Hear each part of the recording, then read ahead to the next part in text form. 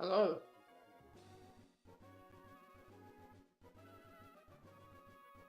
Yo.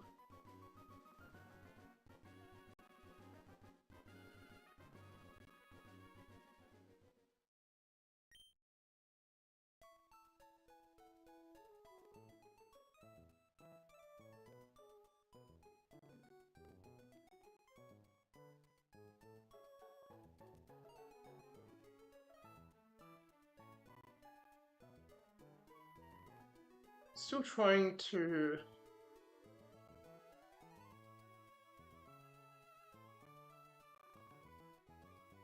adjust this a little bit. I don't know if this is lagging or not, actually. I can't really tell. I think not, though. But we have a massively upgraded setup and upgraded layout. This took quite some time, actually. This took a lot of time. It took 6 to 7 hours yesterday, which I didn't expect. Luckily, it didn't actually cost that much money. That's the positives. I don't know if the mic is better. I hope it is. I can't tell. I should probably... I tried to listen to it myself yesterday a little bit, but... Yo, hello Vin. Thank you so much for helping yesterday, by the ways. Um, is is it too loud? I actually can't tell. I can't tell if the volume is too loud or not loud. I would pull this up, but for some reason YouTube itself wants to put me on a massive amount of delay. Okay, is the game sound too loud?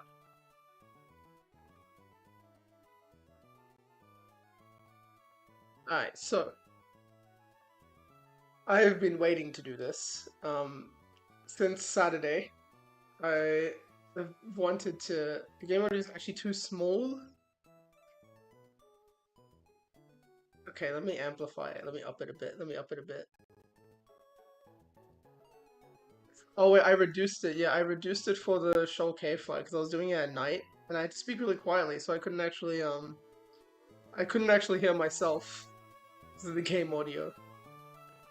Is that better?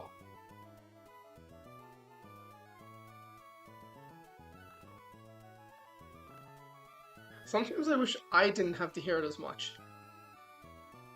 This is good? Okay, I'll leave it at this. I think this is fine. This is what it was originally at. But yeah, I reduced it because the Shoal Cave fight was turned into a bit of an ASMR stream, which became really, really weird. But no, so I tried to get the Shoal Cave encounter done earlier, so I could hopefully have something for today. Now, unfortunately, that is kind of the case and not the case. Because yes, we got Mammoth Swine, and I don't know how I feel about Mammoth Swine. Now, the good news is I did look at some calcs, and it looks alright. I don't know why we're on the E4 calcing. I don't know what the fuck I was looking at. Oh, actually, I do remember what I was looking at, but I won't spoil that. What's the fight again? Preston and Mora. Yeah, so hopefully a lot of today isn't a headache stream. I'm hoping we can actually get this done within like maybe an hour or so, which is probably optimistic. But Mammoth Swine, so we ended up getting a Mammoth Swine who is neutral nature, and we've made some changes to his moveset. This is not what his moveset is currently, but if we're looking to use him for this fight, it's probably going to be this moveset. I tried talking to Z to get some advice on what to do for this fight, and he basically told me that you want Mammoth Swine to underspeed. So Ice Shard is good for Mammo because it can be used for a couple of quad weaknesses to hit them fast. But you want Mammo to underspeed T-Tar for Space Tag, which is just after Tate and Liza. Unfortunately, he doesn't do that. His base speed is too fast, which sounds kind of stupid. I don't actually... He didn't fully explain to me what the idea was with Mammoth Swine underspeeding, but I think it's because T-Tar then sees, Oh no, yeah, wait. Oh yeah, it's because T-Tar will see two fast kills and then it gets a little weird, I think. Something along the lines of that is what I'm gonna assume. I didn't get a full explanation. Then I had some interesting people help me out a little bit. I say help. Buffy tried to frog me a little bit, but the frogging didn't really work. So we're kind of back to square one. I did come up with some ideas, but the most important thing about this fight, this is the enemy God of War, by the way, it's not mine. But the most important thing about this fight is figuring out turn one, and the biggest issue that this bot currently has is we do not have a Pokemon that baits Hyper Voice from Sylveon while not dying to Noivern. So there's no like combination I have between the two that works well. Lucario is technically the one combo that does it, kinda sorta, but A, we had to level up Lucario for Shoal Cave, so he doesn't guaranteed bait Hyper Voice. And B, Noivern also sees a kill, so unfortunately Noivern could decide to target Lucario as well, which is where this plan falls apart. So, I've come together with a new lead. I'm trying to see if there's anything else, so my idea, which I'm realizing we might be able to change slightly, I'm not actually sure, but the idea is we're going to lead Mamoswine and Greninja. Now,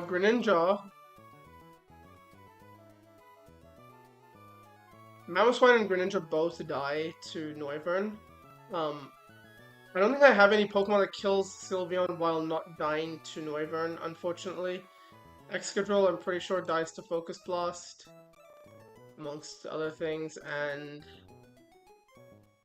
it looks kind of the same for everyone else. No one's really doing any crazy damage, is basically the problem. So, what we're going to do instead is we're going to lead Greninja, who can actually stun the Sylveon for one turn with King's Rock. Bait Hyper Voice, so it won't protect, although it doesn't matter. And then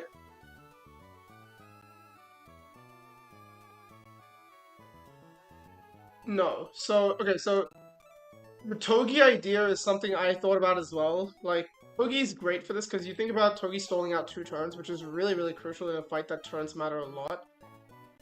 The main issue is Togi doesn't, no one baits a kill. So, my initial idea was to try and lead Beedrill and Togedemaru, but then the problem is, what if Sylveon protects? And the issue is, you can technically go through where Togi can fake out the first turn, Beedrill Mega Evolves, and then you can have second turn where Togi will Spiky Shield if in case that the protect happens, and then you attempt to hit a second time. It can protect a second time, and then the third time you're going to get the guaranteed hit, and then you switch out Togi. The reason that doesn't work is it's extremely inconsistent. It's mega inconsistent. There's no way for me to guarantee what turn Togi's going to have to switch out on, and based on whoever's in or out on that slot, it'll change the baiting, which would be a bit of a problem. So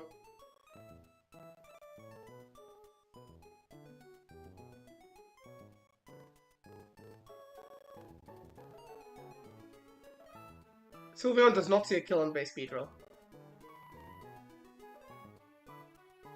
Base Beedrill and Mega Beedrill have the same defensive profile. And it doesn't see a kill on either. Yeah. I don't know why. I've had a lot of people tell me use base Beedrill fix this, and I'm like, bro, I don't know what you're talking about. I think you need like a mega. I don't even think minimum no sticky bulk Beedrill still doesn't bait kill. I don't think so, right? Yeah, like even Naughty Beedrill takes maximum 60% from Hyper Voice. So that's not really a good idea.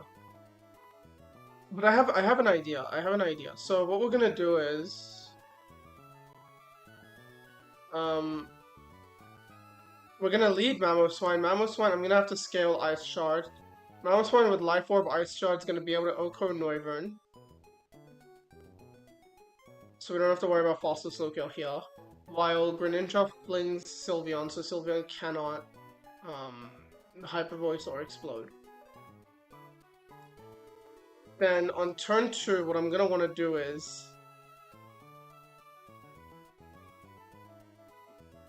Greninja is going to bait in Gardevoir. If I get a Gren to do the baiting, it'll bait whatever sees a kill. So because both of these are slower than Gren, I think. Although this is faster than Gren, but it doesn't see a kill on Gren. Whereas this sees a kill on Gren with Moonblast. So what will happen is Gardevoir will come in, and then Gardevoir sees a kill on Greninja, and Sylveon sees a kill on Greninja. So they're both gonna double Fairy move. Moonblast is single target, so we don't have to worry about Icy Wind or any BS. And I can teach Mamoswine Heavy Slam. I don't think he learns Smart Strike or anything, does he? If I can save my Heavy Slam TM, I would prefer to. But I don't think he gets access to any other steel moves. I'm not scaling it on him. That's a stupid idea. He does get Smart Strike. Hold on, maybe Smart Strike does it. It's not even close. So we would actually have to consume our Heavy Slam TM. Fling is gonna do no damage, yeah. Okay, yeah, that makes sense. Okay, so we Heavy Slam, and we kill Sylveon.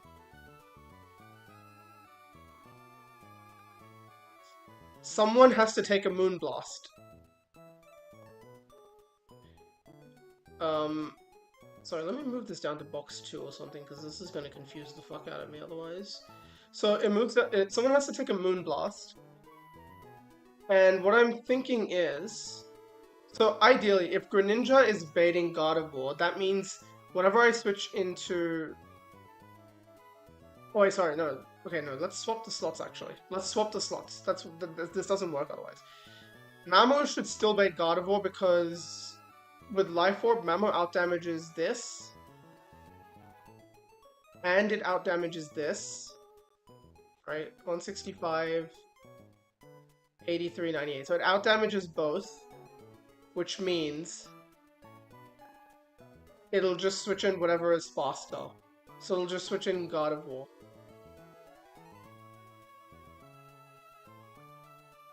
So Mamo will still bait in Gardevoir, which is fine, because we want Gardevoir in second. I don't know if it makes a difference if Miss Magius... No, it will make a difference if Miss Magius comes in. So, yeah, we just bring in Gardevoir second. Then into the Gren slot. So Gren will bait the Moon... When Gardevoir comes in, after it comes in, it'll look at Mamoswine, doesn't see a kill, it'll look at Greninja and be like, oh, I see a kill there. So it'll Moonblast into Greninja.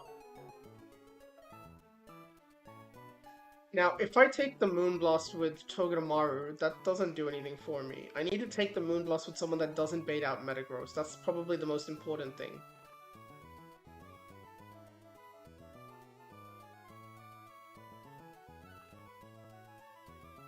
Or does it matter?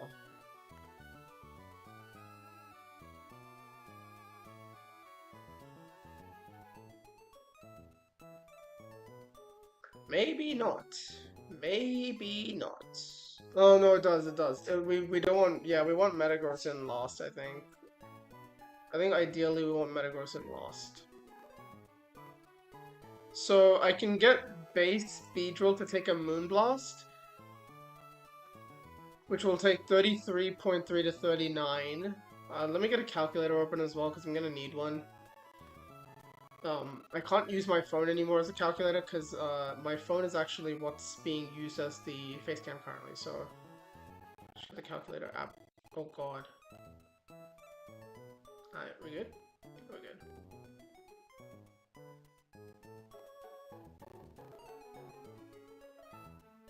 Oh, I need to add another...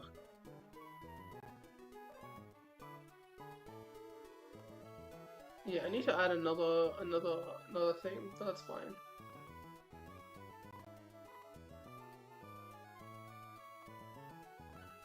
Hold on, let me make this layout like way smaller and put this over here.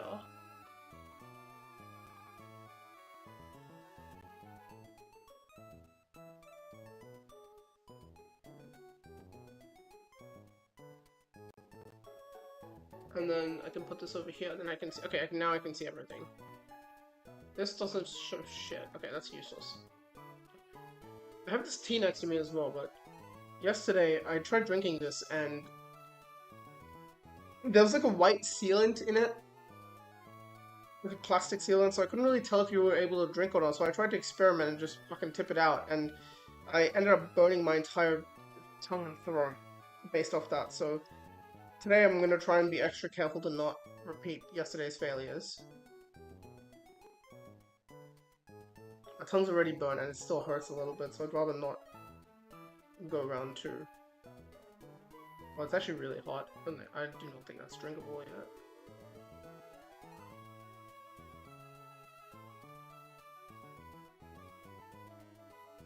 Nope, that's hot. That's really hot. Okay, let me just leave this slightly open. That way this will cool down a little bit. It's meant to keep it hot for 5 hours, which is nice, but hot at boiling is a little bit of a problem for me. Alright, so where was I? I need to really focus on this. So, Beedrill can take a Moon Blast, and luckily Beedrill is perfectly in the middle, where it's faster than Metagross in base. And it's slower than Drifblim, which means I can actually bait out Drifblim for acrobatics. Now, the only bad news is...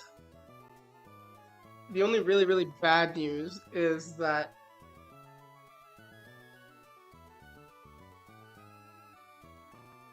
What is the bad news?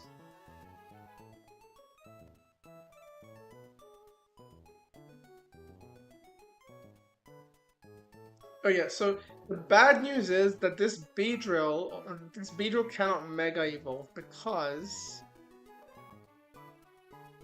if I get crit Moonblast, Beedrill will take 50 to 59, which means I will fall down to 41% and I'm now in Shadow Ball range as well.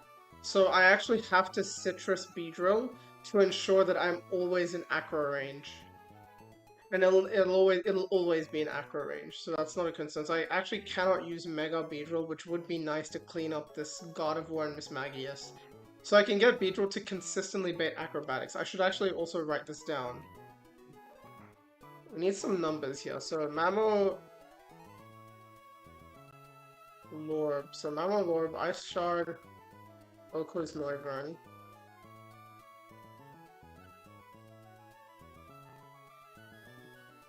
And then Grenbait's Hyper Voice. We stun, because Gren has King's Roll.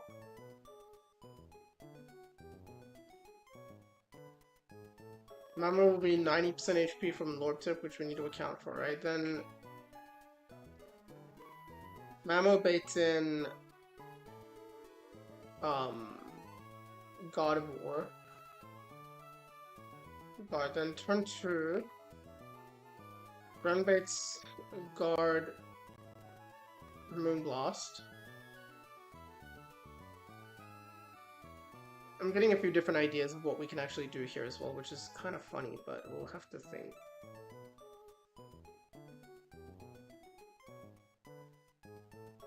Maybe. So, Grenbait's Guard Moonblast. Gren switches to Beedrill with a Citrus Berry, and then Mamo Heavy Slam Oko Sylveon.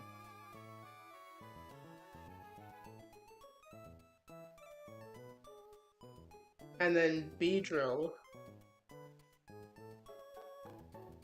baits out Drifblim Acro. Drifblim, right? So then turn 3, Beedrill baits Acro.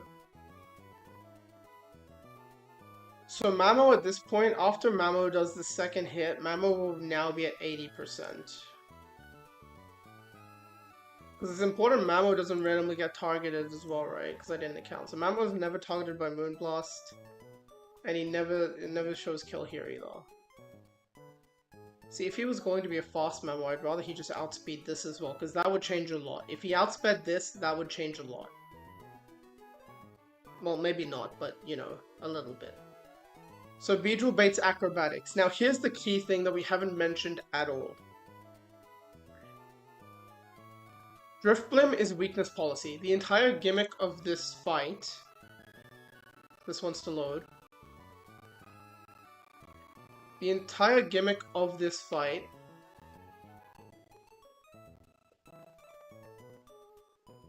is...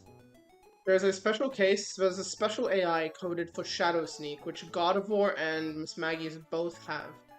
If their partner has weakness policy and the move is super effective on them, the partner, these moves will get a score of plus 12. What that means is, Gardevoir at this point, so Gardevoir when Beedrill switches in, Gardevoir does not see a kill on Beedrill with anything.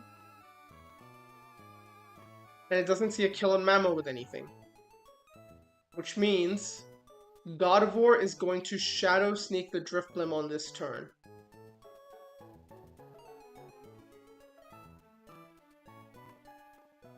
It's going to... So, as Beedrill baits the Acrobatics, it's going to Shadow Sneak. Now, I can't stop the Shadow Sneak because it's priority, right?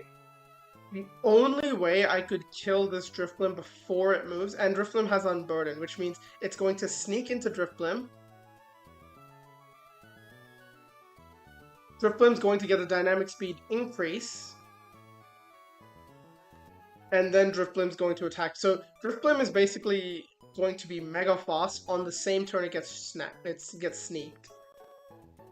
Which means if Mamo can't kill with Ice Shard is a bit sad. I don't think it was ever going to be possible, because even if this was Adamant, how much damage would Ice Shard do? 67, which is kind of nutty, but how much? So Sneak, the reason we have Gardevoir here is to actually check how much Sneak does. So Sneak to Driftblim will do a minimum of 12.7 and a max of 15, which is actually nothing. It's next to nothing.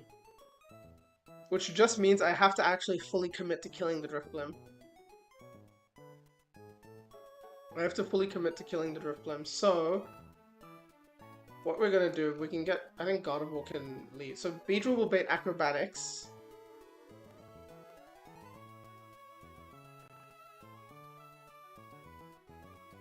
We switch to Togi on the Acro, so Beedrill switches to Togi. And then Mamo.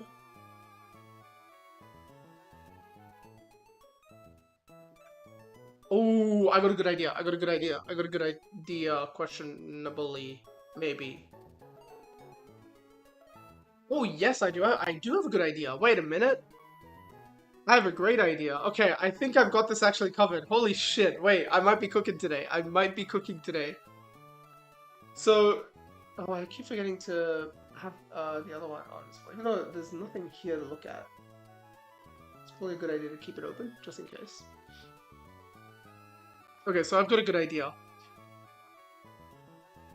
Beedrill baits Acro, we switch to Togi. Now, Togi will be taking a +2 Acro because this is gonna get boosted, right? Wait, it does fuck all. Wait, that can't be right. Oh yeah, because the weakness policy will be gone as well. So it'll do a maximum of 43, and then it will do 65.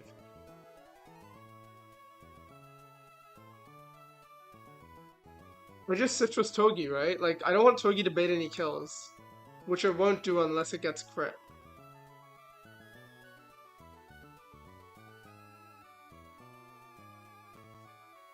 I have a good idea. Oh, okay. I think I've cooked on this one. Okay, so Beedrill's gonna switch to Togedemaru. Mamo is going to Icicle Crash. How the fuck you spell that?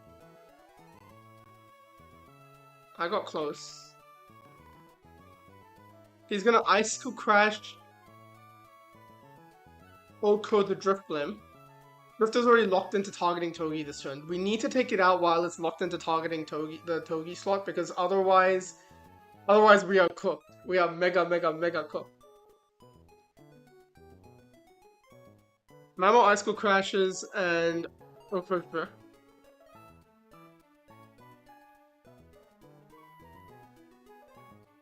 and at this point, Mamo's at 70%. Remember, monitoring Mamo HP is mega important. It's very important. And then Metagross comes out.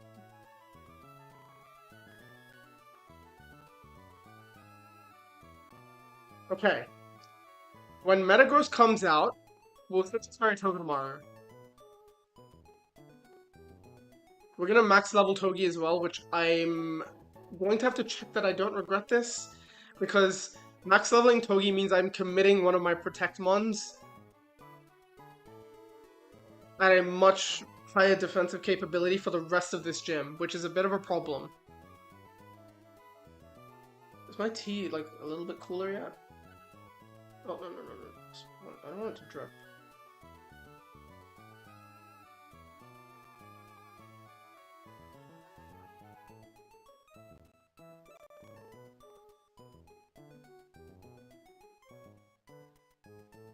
Bro, this is like my source of water. I fucking got 2 sips of it. God damn. Okay, so how low will Togi be? This is really important. How low will Togi be? Weakness policy. +2 from the policy. Acrobatics. 43.4. So worst case, so Togi is going to be between 57% and 35 plus 25, which is 60%. So it's between 57 to 60% depending on crit or non-crit. If the berry doesn't get procced, I think we're happy. Wait, even if I get crit, how low do I drop? I drop down to 35.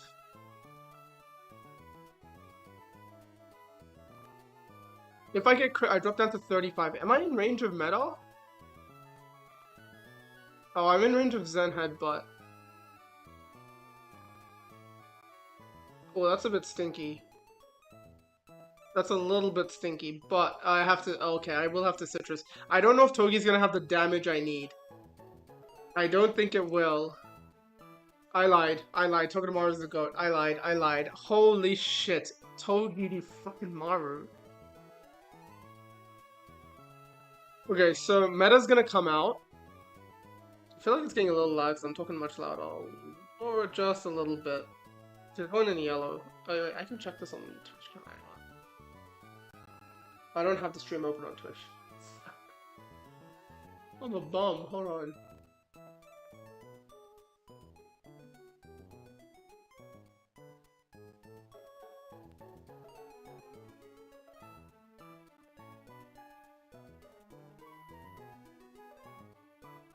What is this?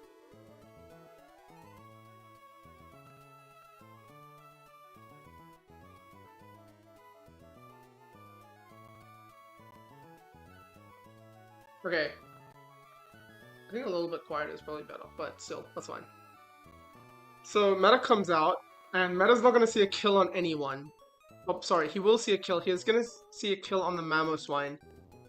Mamoswine, crucially, is going to be at 70%, which is only in range of Meteor Mash. It is not in range of Zen Headbutt yet.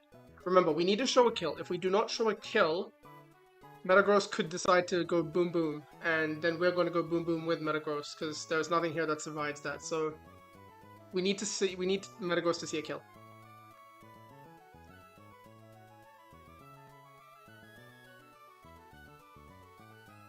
What I'm gonna do is I'm gonna take a massive...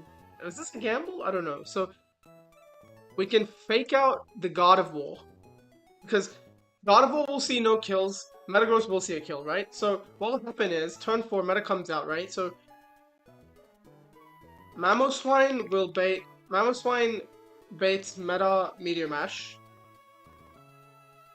which can miss, cannot miss in this game. I don't know if it can miss in this game. I think it's 100 accuracy. There's no way I'd be clicking it with so much confidence otherwise. Yeah, okay. Meta will bait the Meteor Mash.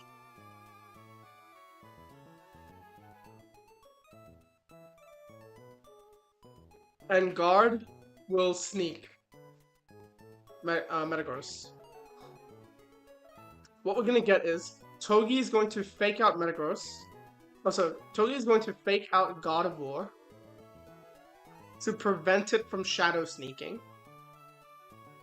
And then Infernape is gonna take a Meteor Mash.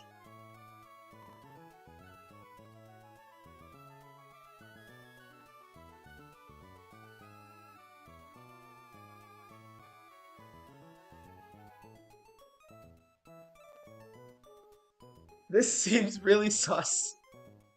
This seems really sus. But I think it works. So Infernape will take a Meteor Mash. So Togi will fake out Gardevoir. Ape switches in on Mash. Then turn 5, Togi... Wait, so we will show tilt to thingy. Priority will get a plus 11 boost.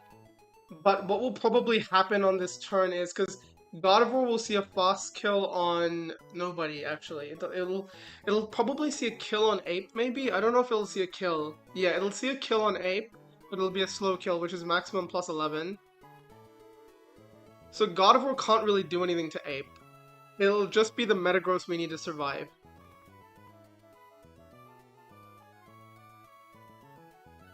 So all we need to be able to do is survive a Metagross crit Meteor Mash and a potentially +3 Bullet Punch.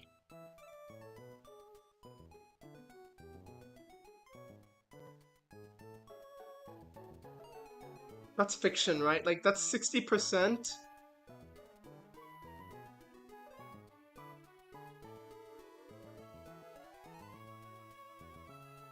It's so scary.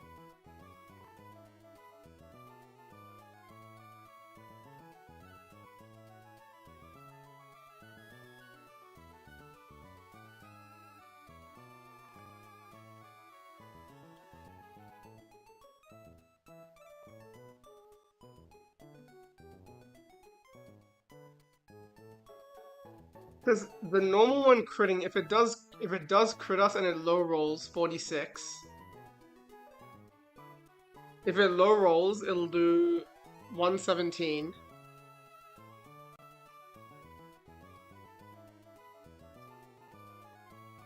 Wait, so okay, so if it low rolls, it'll do 117.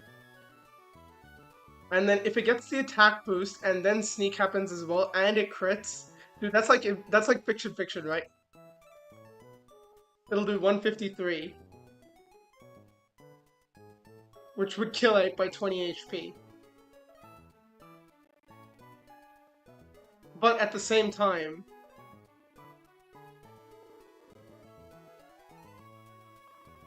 What's the... Like, isn't that a... I feel like that's pretty good odds, no?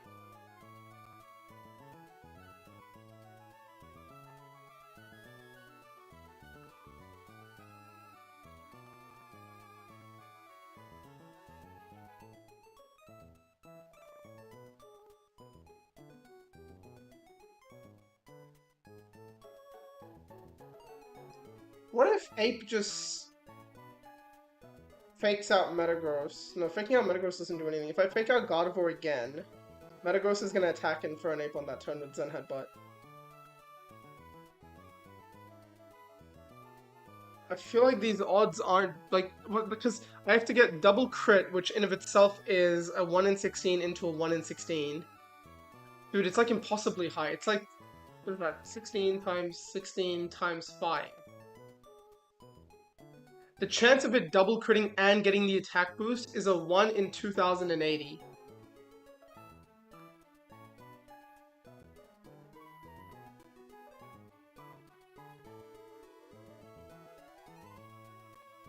It's like an incredibly low chance.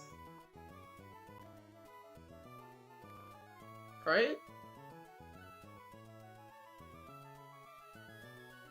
It's like point... Wait. Dude, it's like 0.078. It's less than a 1% chance for that to happen. If it gets the standard, so if it does crit meteor match, which it does, we calculated already 117. A +2 bullet punch crit would do 123. We should be fine, basically, is what I'm trying to say, because the citrus break should get procced otherwise. If we get a double high roll, then we're fine, because citrus will proc. So Ape switches in on the mash. Togi then will fake out Gato. So then on the next turn, what we will do is Togi Iron Head, Oko's Meta, and Ape Overheat Oko's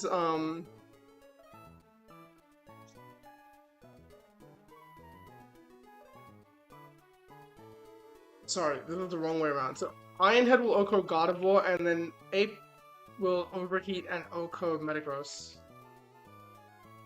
Then the last Pokemon remaining, Miss Magius, comes out. Miss Magius at this point can potentially see Mystical Fire into Greninja.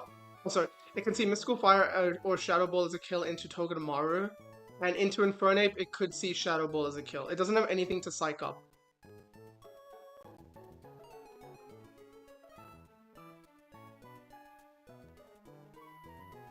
I mean, for the end of the fight, I could just bring Mega Lopunny to finish it off.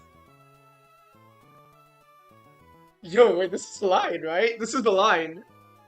I feel like this is a really good line.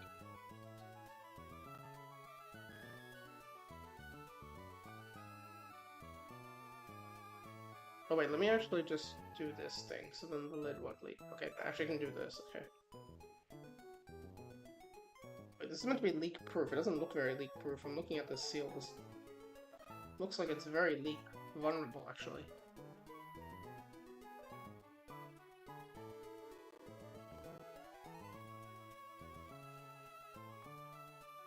Okay, wait, okay, I think I've got it. I think I've got it. I think I've got...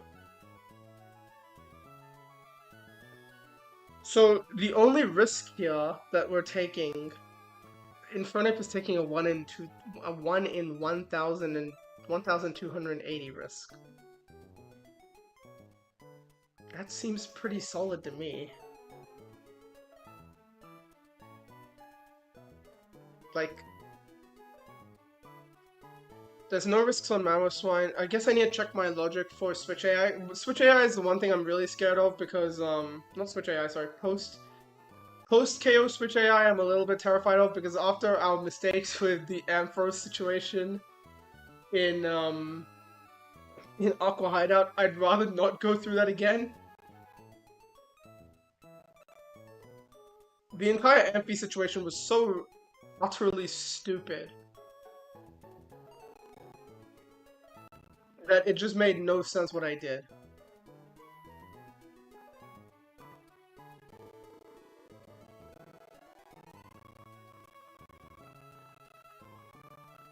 Dude, the game is dying. Okay, we're back to 60 FPS, I think. I think it's whenever I click a tab or change a tab, it goes wacky.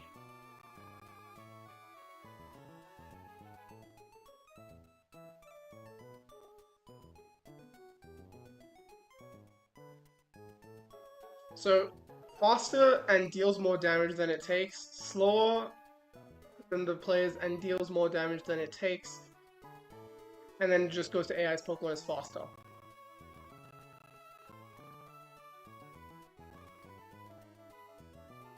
This is kind of expensive. I don't mind the expense because the one scale is, it is what it is, we have to spend it. The TM is honestly the least of my concerns, I think. The Heavy Slam TM, I don't remember using a Heavy Slam TM on nobody. Now, notably, I did have better steel options and thingies in the last run, but even then, it's a little cold, man.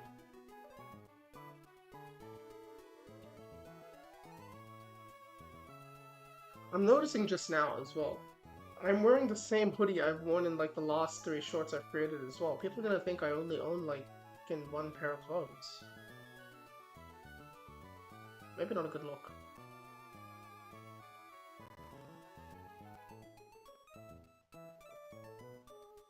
Okay, that's a good temperature now.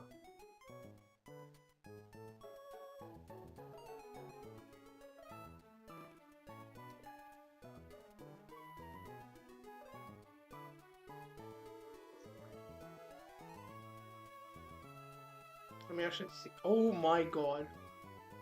That is not what I should do.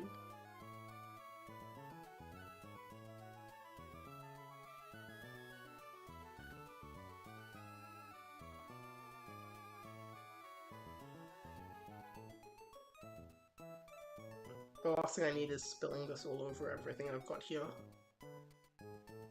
You'd think from the camera that this actually looks like a pretty clean desk, but by golly is there clutter on this bitch. Oh, there's so much clutter here. I need to clean it up a little, but...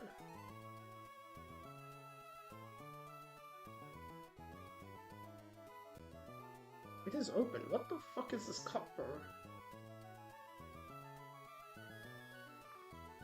Okay, no, it does work. That might be a little special.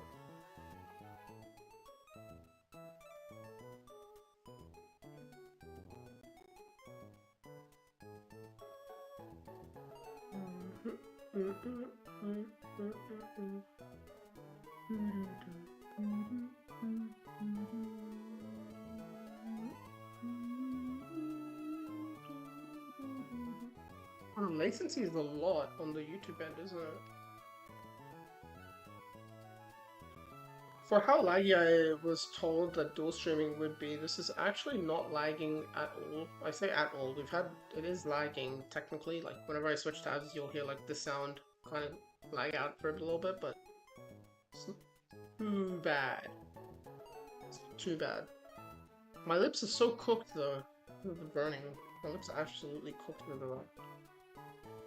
Alright, let's run through the line again, because there's a lot of stuff going on here that needs to be very hyper specific.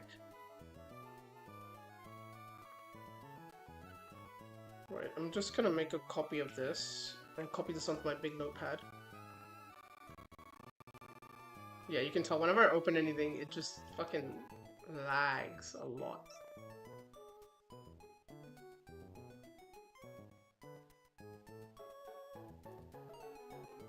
I don't know if there's a way to minimize the ape risk at all. That's the worst part. The only risk is ape mash, but I don't think that risk is even avertable.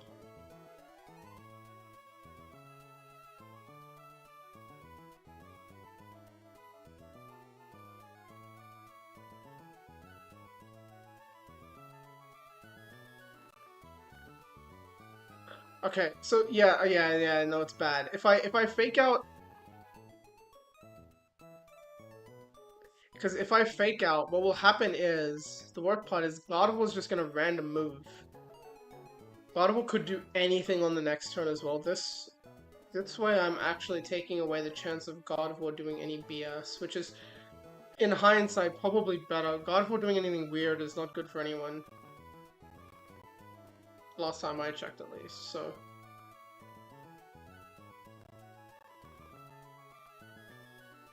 Okay, so turn 1, we'll have Mamo and Greninja on the field. Greninja will be in slot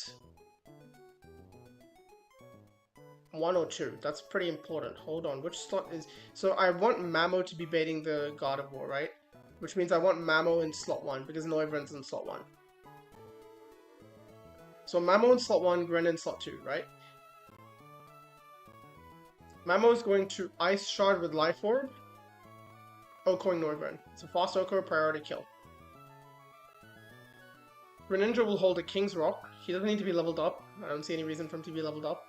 He's going to hold a King's Rock and he's going to chuck it at Sylveon, who is going to attempt to Hyper Voice us. All good. Mamo's going to drop to 90%, and out of these two, Mamo should outdamage both of them. Moonblast does 193 out of... wait, Let me just get my count for this again. So we'll be at 263 or 90%, whatever the fuck you want to call it. We'll be at 263. The maximum Moonblast does is 193, so 193 divided by... So God of War does a maximum of 73%, and it takes 139. And this does even less and takes a hell of a lot more, or the same kind of numbers. What that means is my Mega Lopunny faster than this, by the way? It is, okay. What that means is God of War will come in. Okay, God of War will come in. Okay, cool. God of War comes in, and God of War looks at Greninja and Mamoswine, and it sees no kill on here, will be at 90%. It'll see a kill on Greninja, so it'll go for the slow kill. +9, right? +9's higher than anything else here. Sylveon will also still be targeting with Hyper Voice. Mamoswine is faster than Sylveon, so we will take out the Sylveon. And Greninja, who is in slot 2, is going to switch to Beedrill on the Moonblast. Beedrill from the Moonblast is faster than Metagross, hence this is a slow kill. And will instead bait Drifblim, which is a fast kill with only acrobatics. Beedrill takes a maximum of 59% here. So with the Citrus Berry, even if it gets dead zoned, it shouldn't get dead zoned because it's odd HP, right? So even if it takes low roll crit, Citrus will proc it up to 75. Which means it'll only be in range of acrobatics from Drifblim.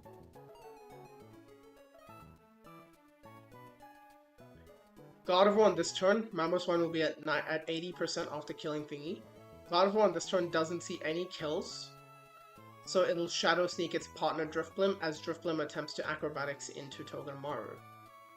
Mamoswine is going to lock in to Icicle Crash the Drifblim, dropping himself to 70%. Okay, just making sure Icicle Crash is a single target. It will get the aggro off, because what will happen is, so Shadow Sneak will go first, Drifblim's speed will go crazy, oh, I will switch out first, then the Sneak goes, then Drifblim's speed goes crazy high, and then it'll attack Togi, and then Mamo goes last. Togi will switch into an Acrobatics, which will not have the item will be gone, and it will be +2, which means the maximum Togi takes is 43.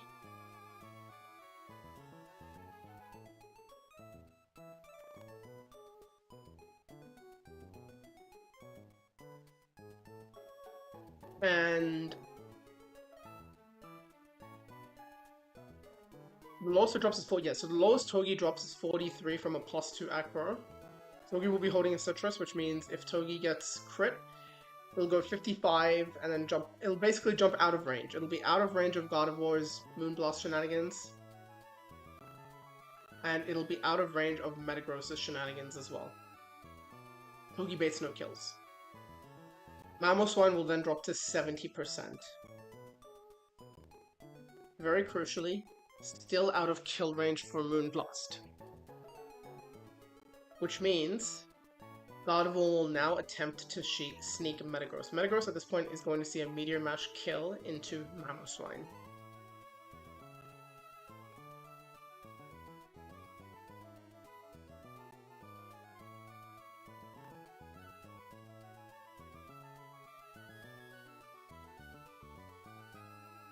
Mamo baits Meta Meteor, yep. So into the Meteor Mash, we will switch in Infernape. Now this is where it gets a little scary, but Infernape will only die, because Infernape is going to take a Bullet Punch on the second turn, because Meta's going to look at Ape, and it's going to look at Togi. It's going to see that, even though it sees a kill, it'll see that Ape is faster and kills it, which means it'll attempt to kill Ape. even a -1 with faster, just in case some icy wind shenanigan happens. I don't know why it might, but even if that happens, we're faster.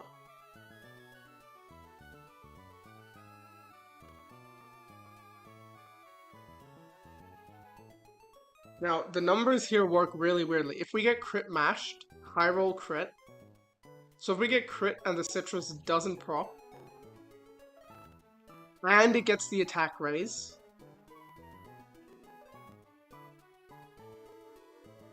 and it goes +3 here, we're very scared. Then we're a little bit cooked. Otherwise, we should be fine. The best thing I can do is I can just teach Lopunny Fire Punch to maybe help out in the case things go really south, but we should be okay. Not Fire Gen, you monkey. Fire Punch. Yeah, in the case shit goes really south. Really, really south. And then, yeah, and then Gardevoir is already chipped from the Fake Out, which means Togi can now Iron Head and kill this. It's faster. Even though the faster doesn't really matter because, I'm pretty sure it's still gonna sneak Metagross. It could maybe sneak Togi, but I don't think that'll happen. I'm pretty sure it won't sneak Togi. It'll still sneak Metagross because it'll be +12, so the only thing that's higher than +12 is if it sees a fast kill, which is not even guaranteed to be higher, but there's nothing higher, so it's still gonna sneak Meta, is basically what's gonna happen, and then we're gonna kill Meta. And then it's gonna be a 1v2 situation where I can double switch to Greninja and to Lopunny, who can outspeed this. We can fake out this because Lopunny is a fucking amazing Pokemon. And Greninja can just press Dark Pulse, fake out Dark Pulse, and then Water Shuriken plus Return will kill. Okay, we should be good. We should be good. We caught pre-damage for this, which means a lot of complexity is already taken out of the situation. This should switch the scene, right?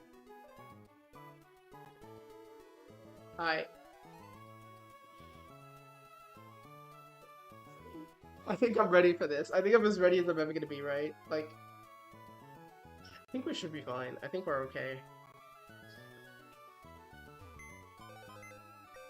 I'm scared, man. I'm scared. I'm very scared. This is gonna be Mamoswine. Mamoswine is coming in clutch, to be fair. We would have liked Sneasler. It would have been really nice to get a Sneasler, but we didn't get it.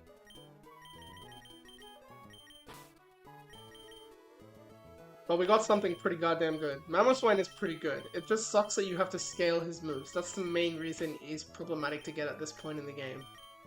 Investing a scale for Ice Shard feels really bad, although it will hopefully pay off some dividends later on. Oh yeah, the other thing we need to check, does Togi die to stuff? Because, Togi needs to bait stuff still, probably. I need Togi to probably bait some things for me later on. So like, for example, it still dies to Head Smash, which is good. It was never gonna die to this. I don't really care if it dies to this, to be honest. This doesn't really matter. This one does matter, but I think it will still die to Conk very comfortably. Still dies to high horsepower if I need to. It is actually able to outspeed an Oko Gyarados, which is pretty important. And can take a bounce. If I want, I could maybe even... No, I can't really Sticky Barb. I was gonna say, maybe I could do some Sticky Barb shenanigans. Probably not, but...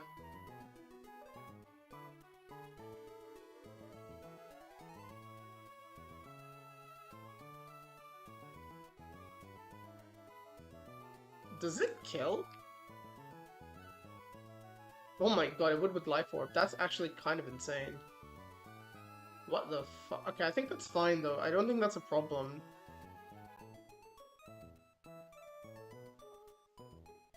Still dies to Earthquake all the same. Still dies to Close Combat, and still dies to Pyro Ball. This fight is like a really weird one. I don't even know if it needs to die to anything here. CC still kills. So whatever's... Oh, I don't know what the fuck I tried to do. No, I don't want to reset. Last Shot was never gonna kill this. cross chop still kills. Okay, the way I see it, Togedemaru is still dying to what it needs to die to, and then I don't give a shit for the actual Tate and Liza gym fight itself, so it should be fine.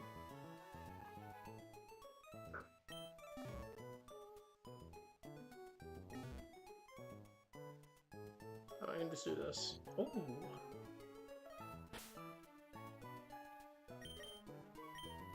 Oh, looks good.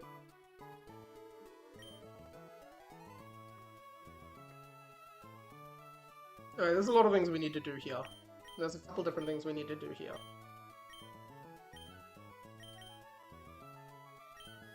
So we need to level up Togi to 85. We can keep Lopunny at 79 still, we don't need to level it up. It may end up leveling itself up in the fight, but it should be fine.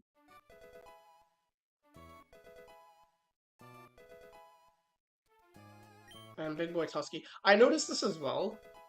Because I was trying to look at, I was having a look at egg strategies, for Shoal Cave in case I decided to do, like, copy Peachal strategy where we just skip the double battle, and I realized it was actually impossible for me to actually breed any dragons because it turns out all my Pokemon are guys. So I don't have any opposite gendered, same egg group Pokemon to actually get the job done. Which I found kind of funny, but... Okay, Citrus Berry galore. So we need Citrus on Beedrill. This is a rare moment in Tate and Liza's gym where we would prefer base Beedrill over Mega Beedrill. Hopefully that won't be the case. Hopefully we'll be able to use Mega Beedrill. We didn't really have the option. We need the Lopunite. And we need a Life Orb. I also need to teach Heavy Slam. Okay, good.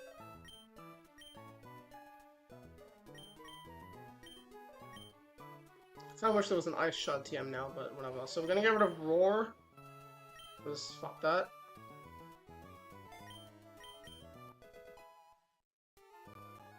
And do I have a Life Orb? I do. Where is it?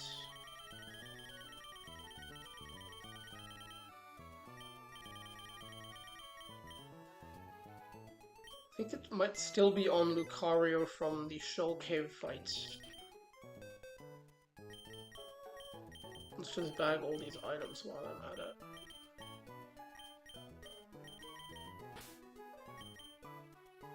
I need to give a King's Rock as well. Oh my god, nearly forgot.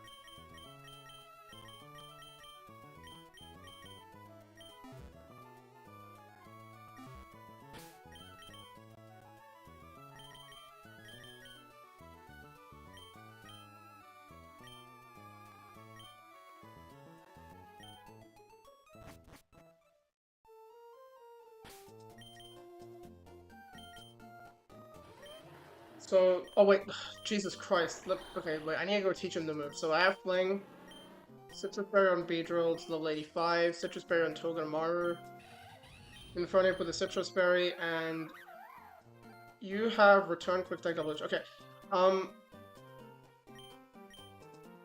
there's a couple things I need to set up. I'm gonna teach Togedemaru, I'm gonna go get Lopunny Fire Punch, just in case things go really south. Do I have a heart scale? Wait, I'll find out anyways. I should have two in my inventory, I believe. Okay, so we need to learn Ice Shard, always strikes first.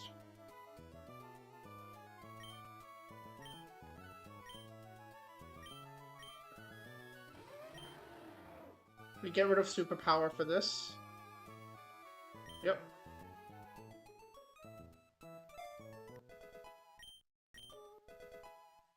I wish Mamoswine had high horsepower. That might have actually made things even cooler for this, but he doesn't, so it's okay. It's not a big deal. So Lopunny still has Quick Attack. Lopunny's moveset has not been touched since... I don't know when. We haven't used Lopunny at all, so its moveset has actually stayed the same the whole game out, so... Wait, I need to bring Lopunny along. What the fuck am I doing?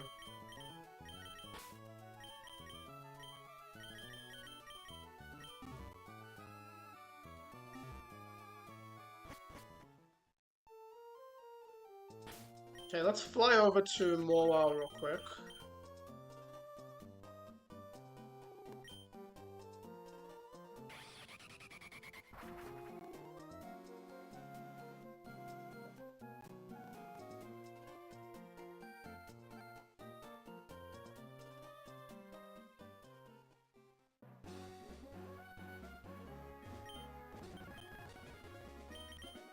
I think it should learn Fire Punch.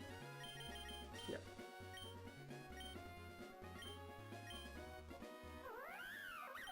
We'll remove Quick Attack because this is the slot that I was planning on removing for U-turn anyways, so... Very hopefully we're not gonna have to see the use of it. But in the very case that for some reason the game just absolutely shits on me, we have that. So we've accounted for all the items, we've accounted for the moves, we've accounted for priority, we've accounted for pluses and whatnot, so I think we should be a-okay.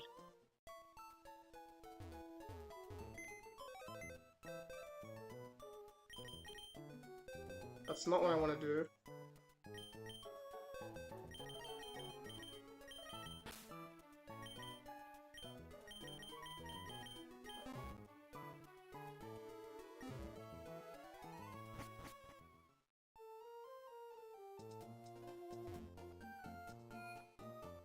Dude, this gym is terrifying. This fight mentally fucked me over so hard on Saturday. I spent like 3-4 hours sitting here, looking like a goofy clown. Ooh, I want to try and see if I can turn this fight into a reel as well. I've been noticing a lot of the fights go like 20 minutes, so it's impossible to cut them down, but, you know, maybe we'll have some success with this one. We'll see.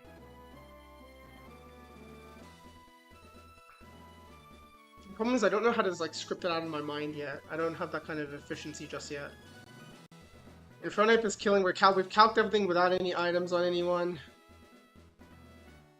Dude, this is scary, man. This is scary. This is scary stuff. So as soon as I press on that button, it should activate the fight.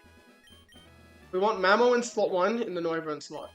Life Orb, King's Rock on Greninja, Citrus Berry on Albedril, Citrus Berry on Togedemaru, Lopunny with the Lopunite, and Infernape with the Citrus Berry. Okay. Let's get started.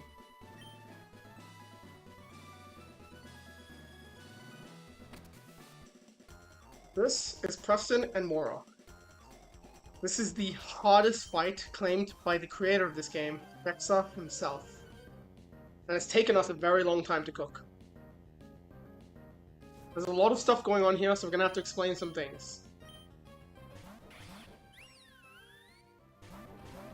Okay, slots are correct. Currently what's gonna happen is Noivern sees a kill, but we don't care. We're gonna void the Noivern kill and we're gonna Ice Shard it with Mamoswine, who's holding a Life Orb. We need to stun the Sylveon, who sees a kill on Greninja currently with Hyper Voice. We needed Greninja in this position, such that Sylveon cannot click Protect this turn. It's the only way to prevent that. We're gonna fling out King's Rock, stunning the Sylveon.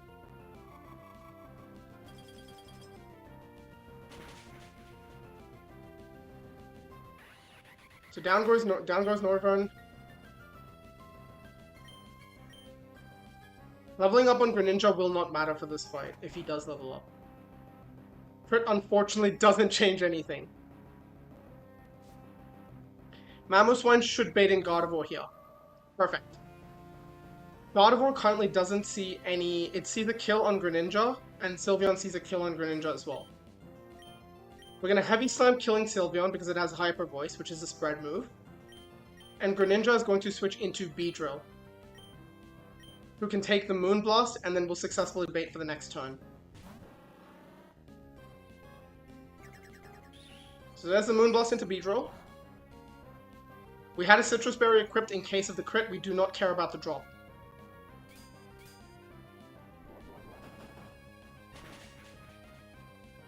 Okay. Now, Beedrill is perfectly just faster than Metagross and slower than Drifblim, such that it should bait in Drifblim over Metagross. The biggest problem of this fight was figuring out how to deal with Metagross. This way we can delay that problem. Drifblim now sees a kill into Beedrill with Acrobatics, while Gardevoir sees no kills. The main mechanic of this fight is that Gardevoir has Shadow Sneak on, and its partner Pokemon Drifblim has a weakness policy. Gardevoir seeing no kills on my team is now going to sneak into the Drifblim to boost the weakness policy. Tusky's going to take advantage of the free turn here and Icicle Crash, killing the Drifblim. And we're going to switch Beedrill into Togedemaru, who is prepped to be able to take a +2 boosted Acrobatics. There's the sneak.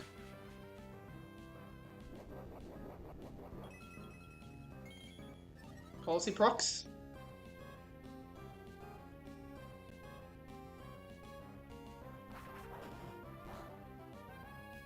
Okay, good. Now again, we did account for crits. If a crit, Togi had a citrus berry to pop us back up above range.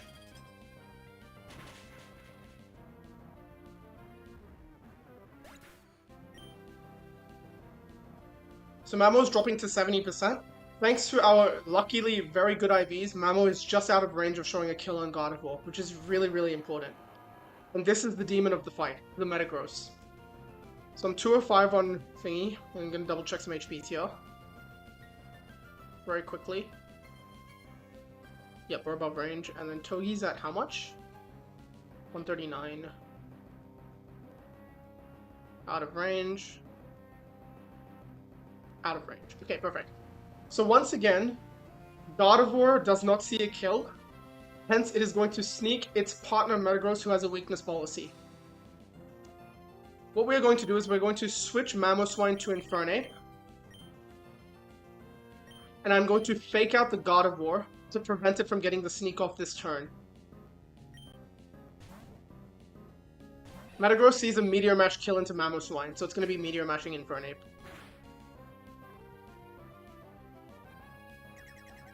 We do not want to see an attack boost or a crit here. One or the other is fine, both is not. Okay, it doesn't raise. That's the best case scenario. Infernape is going to overheat, killing the Metagross while taking a bullet punch in the process. And Togedemaru at level 85 just outspeeds and OHKO's Gardevoir with Iron Head after the fake out flinch, after the fake out chip. So there's the sneak.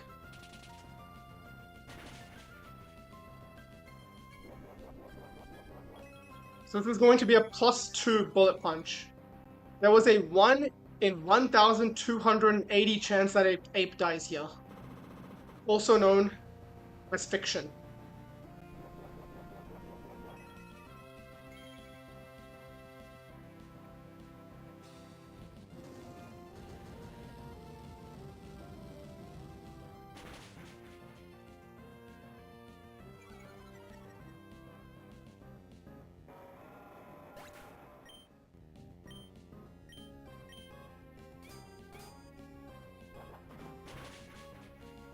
Gardevoir down. Since this is not a true double battle, we have now turned the fight into a 2v1 situation.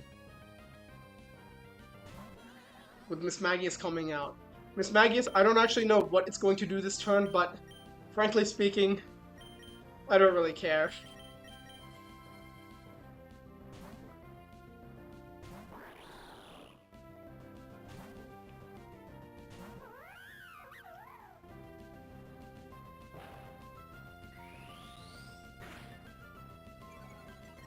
Doesn't matter. It literally doesn't matter. Sasuke is going to Dark Pulse. We're going to Mega Evolve, the debut of Mega Lopunny. We're going to fake out the Mismagius who is Focus Sashed.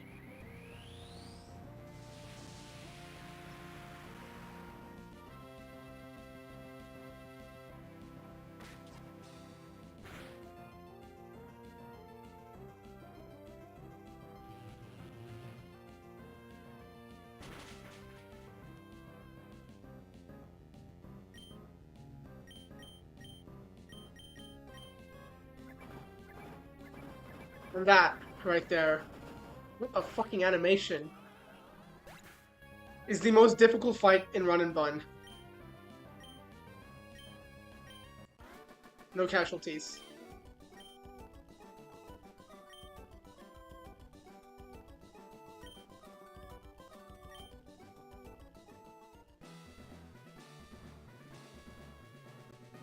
Yo!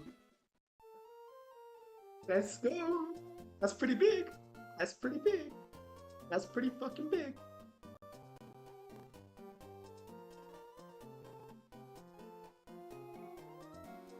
Oh, yes. I thought this was gonna be a shit day today. Today's been a great day. Today has been a lovely goddamn day. It's been a good day, man. What can I say? It's been a good day. It's A really good day. I wonder how much battery my phone's on. I can't actually check. I actually really want to know because it's gonna be here for a while. Oh my god. Now, unironically, I think if we had if we didn't have to sack Nidoking or Mian Xiao to some BS that happened in Aqua Hideout, I think we would have actually been able to do this fight without the scale, but Ice Shot scale is I think it'll come in valuable later on anyways, so I think it should be fine. I know it's good for Ments somewhere along the line, so.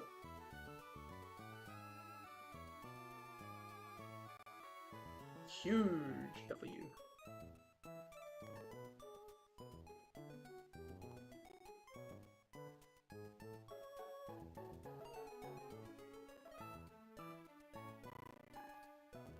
Alright, well, on to the next one. I don't know how many double battles we have to do, but there's like 5 or 6.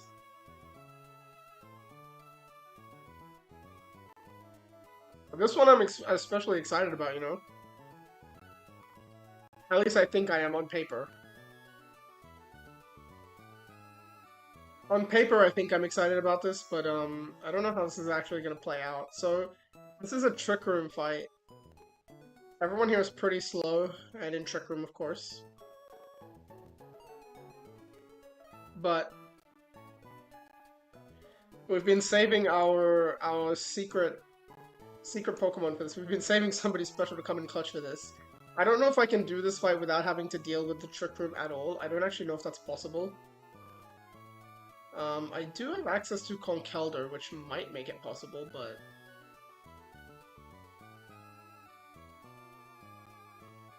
How much does he kill?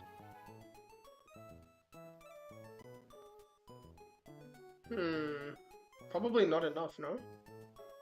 Oh no, he does kill enough. He can kill this. Wow. That is a tanky Bronzor. Does the ape kill this? Okay, it does with charcoal. It also has download, doesn't it?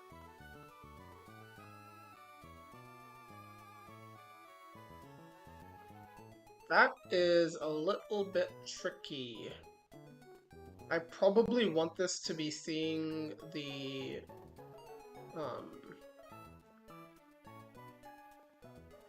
physical boost.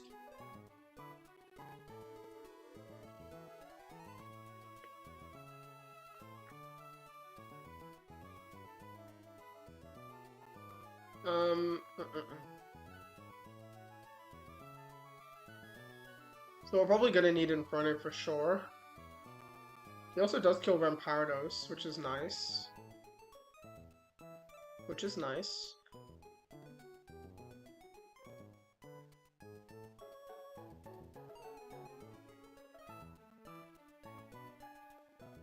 What about the cleanup? Does the cleanup matter that much? Or can I just get like anybody to clean up? I feel like Amphi can probably just clean up if I level it up a bit. I mean, none of these are really that much of a risk. If it sets up Trick Room again, the Hatterene becomes a little annoying to deal with, but... we do have... I don't know who we have. If Trick Room is up, this Hatterene could be a menace, so I have to probably ensure Trick Room isn't up when we're dealing with this. That's a little tricky.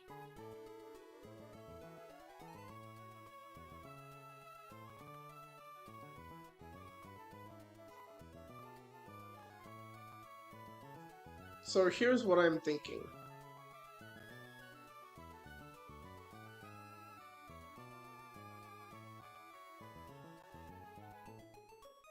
We lead Ledian plus Infernape.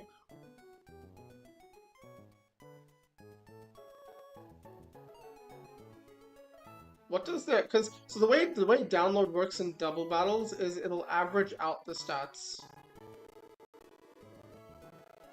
So it'll average out our defense and special defense, and it'll boost based on that. So I wanted to boost.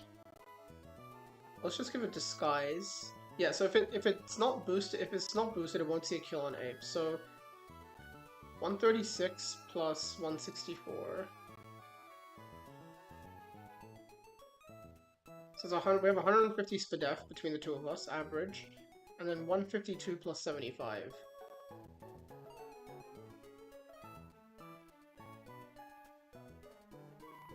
Yeah, okay. We should be... Okay, so if I lead Ledian and thingy, it'll boost, thingy. Okay, so Ledian does show a kill with Thunder, which is a bit of a problem.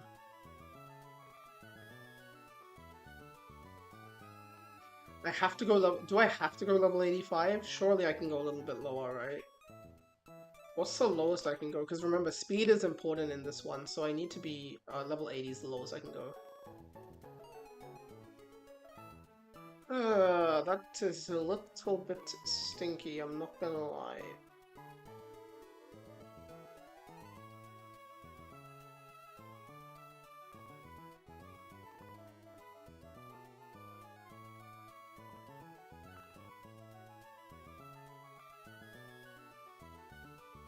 He's too fast.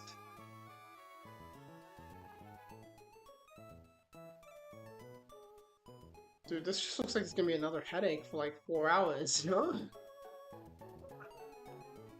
What can I do? So...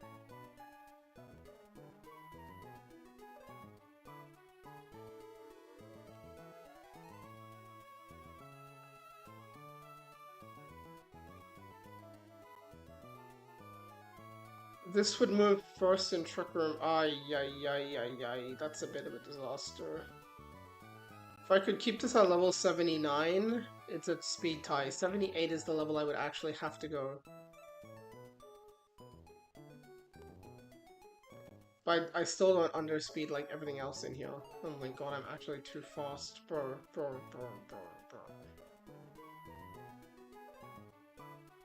And that's without the download boost. He's like close to really, really high special defense and HP as well, you know? That's the worst part.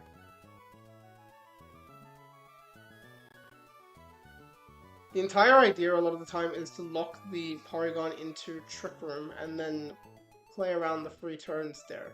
My alternate option is, can I just kill the Porygon? But I don't think that's a choice, because I need someone to show a fast kill. Or beta fast kill.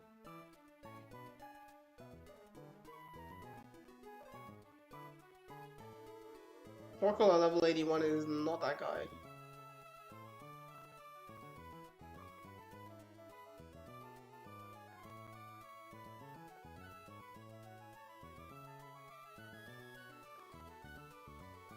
Yanmega can be, though.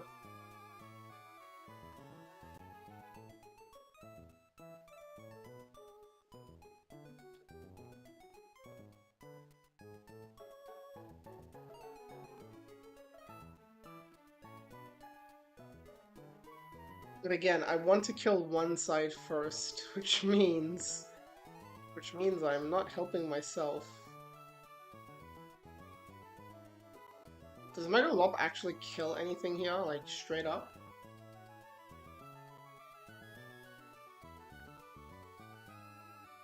I always forget, does Lop get access to P-Jab or no? I feel like it does, but I'm not actually sure. It gets all the punching moves except for Brick Break, because I thought it was too OP. It doesn't get Poison Jab. So Lopunny does not have any coverage to hit fairy types super effectively.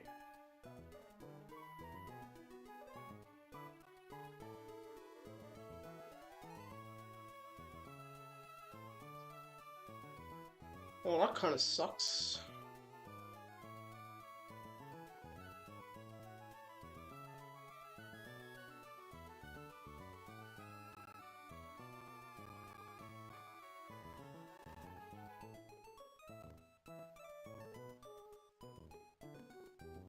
I don't think a level up is gonna even change that much, right? It's like not even close even with the level up. It's like off by 20% on like everything, if assuming I'm clicking double edge, so that's like pretty insane. I have Fire Punch at the moment. Does that like change much? No, so this Berserker, unlike mine, is an actual tank. I'm guaranteeing mine gets its ass kicked by that.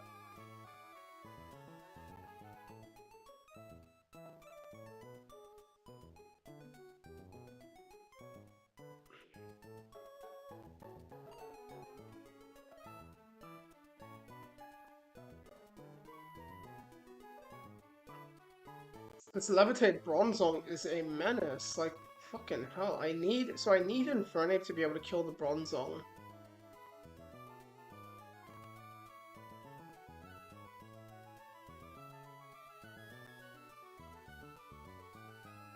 Wow.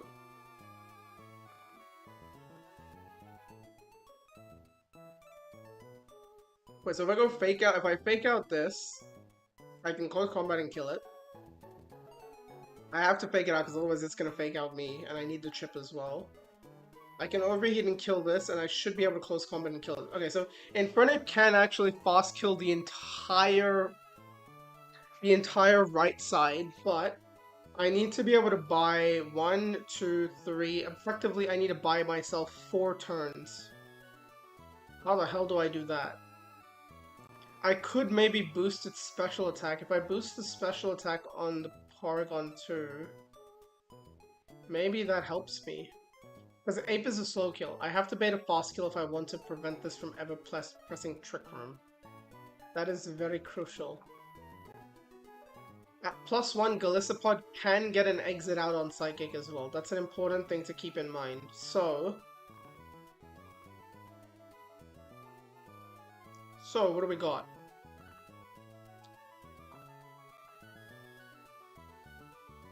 So things like Yanmega that died, everything is a little bit of a problem here. We can't run with that.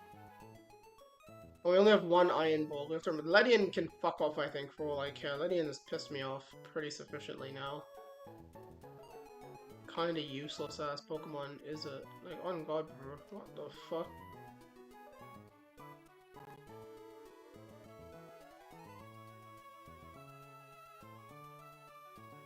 Is there nothing I have that can just fucking kill the Porygon too? Because that would be nice as well. I have a Life Orb. I don't need the Life Orb on Ape. If I could get someone to just bang this Wait, you can kill this, right?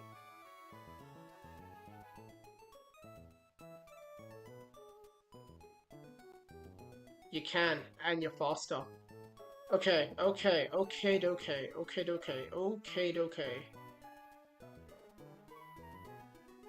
the question is, how do I buy the turns? How do I buy the turns? How do I buy them?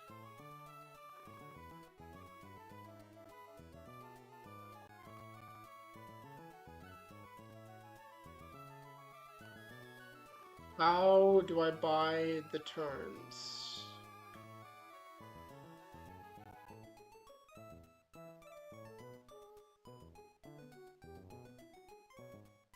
Why? Dude, all my ones that should have fake out just don't fucking have it.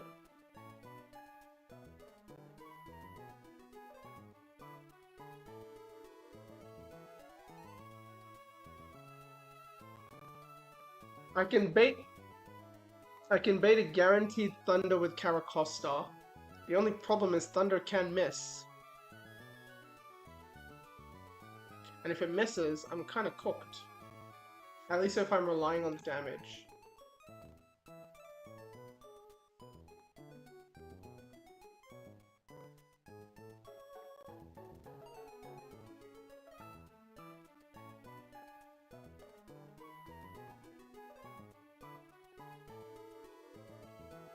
Wait, is this, are you switching out only because it's +1? Is that why?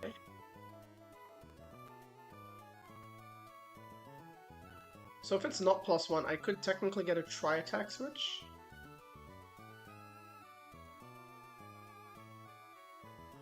I can't. Oh wow, that is...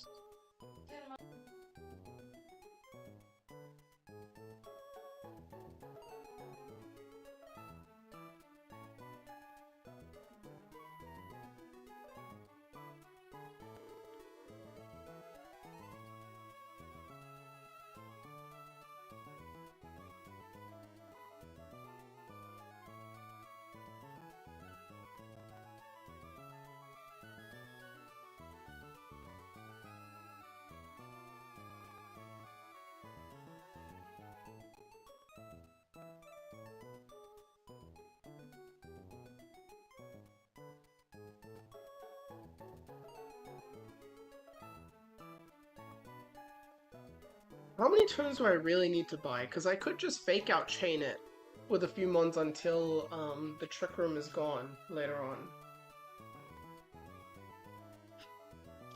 It's like not that big of a deal. And like 1 CC might not kill, but 2 definitely will. Yeah.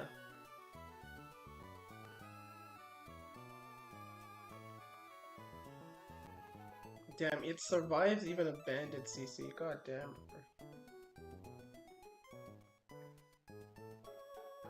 I don't know how, but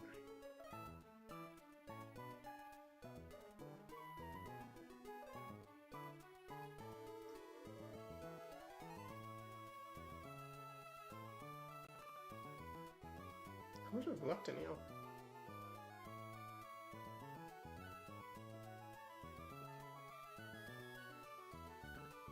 Oh, a decent chunk.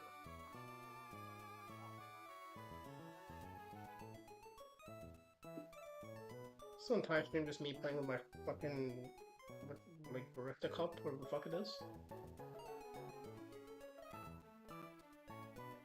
I feel like a lot of it is.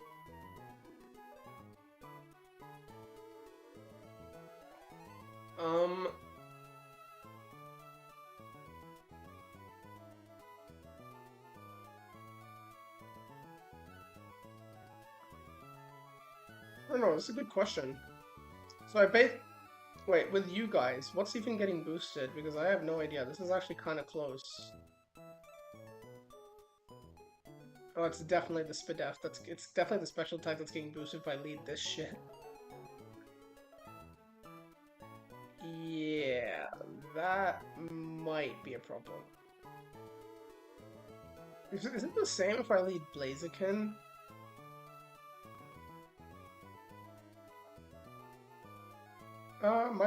Might.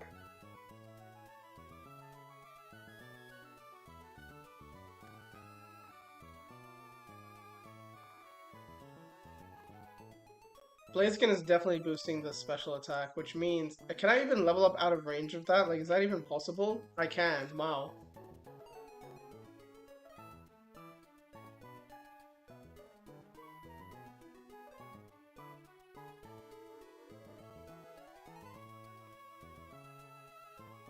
Ooh. I have Greninja too, right? So what I could do is... I could lead Blaziken.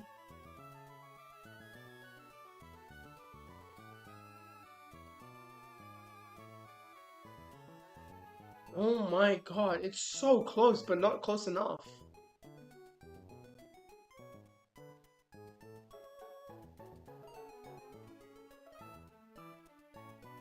What would Blaziken bait in? Like, realistically? Hydro Pump.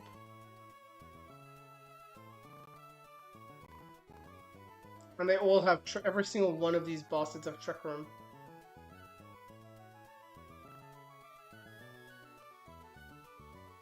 Blaziken and Blaze range would be solving a lot of problems here, I can't lie.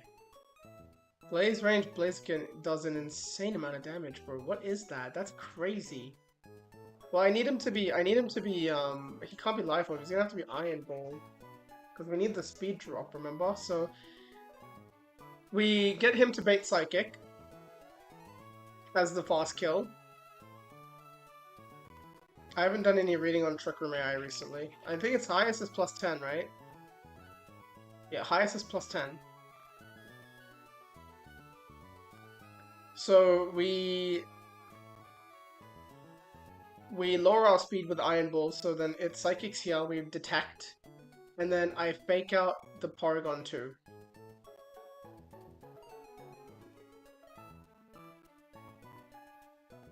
Not the Porygon 2, I fake out the Berserker, so Berserker doesn't get to fake out anyone, basically, because it's gonna flinch itself, right?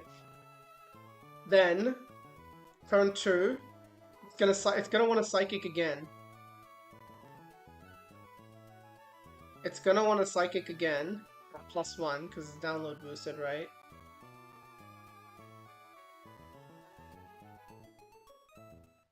So we take the Psychic with Golisopod. We can level him up a little bit so he doesn't die to crit. Can you take a Psychic? Oh, hell no. Fuck no. I could go into another mon that... Surely there's a better answer though, right? Like, surely... Can Pod ever take a tri-attack to the face? Is that... Okay, yeah, I don't think that's happening. Call me crazy. I don't think that's happening.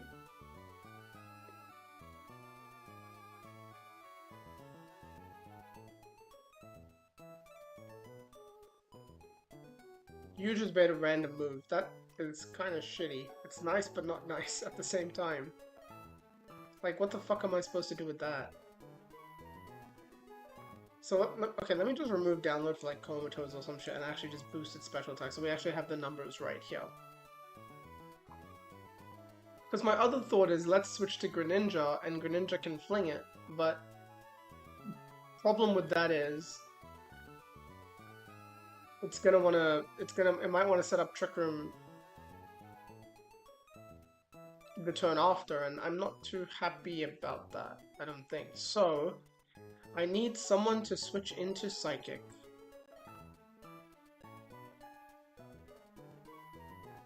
Psychic is a fucking dropping move as well. Okay, so I think Golisopod taking the Psychic is the best chance I'm gonna get.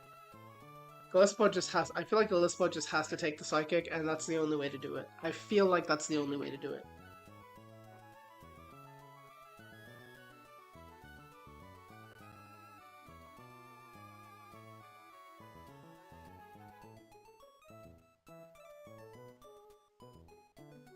Just get Golisopod to take the Psychic.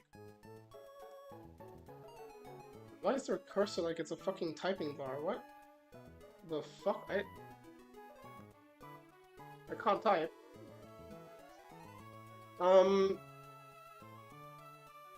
Dragon also, you know, penalize, but doesn't do any damage, and I don't have Aura Sphere anymore as well, so not gonna cut it probably.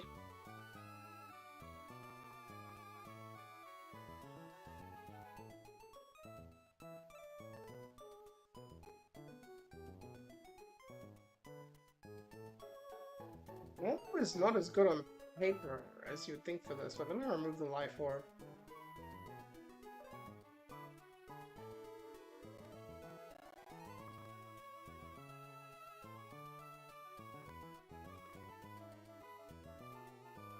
Lopunny also does take a Psychic pretty well. At least it one direct threat.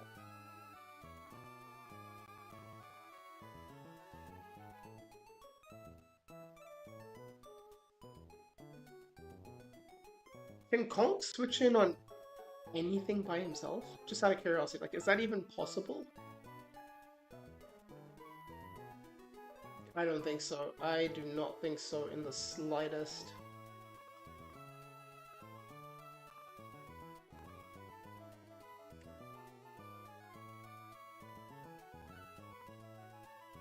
This is disappointing how useless Ledian is what I've learned from this entire encounter.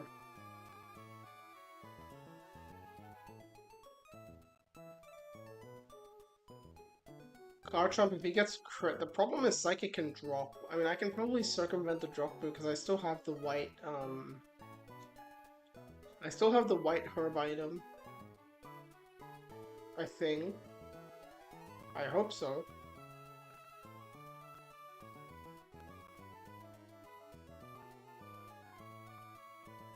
So if I just go Golisopod, so, okay, so...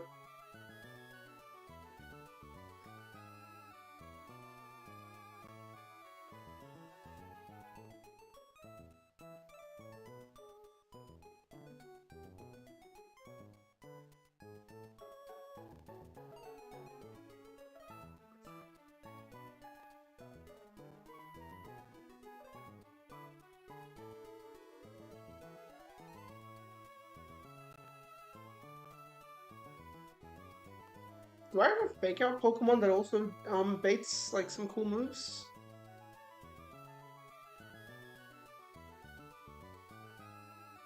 I'm not seeing any, not gonna lie.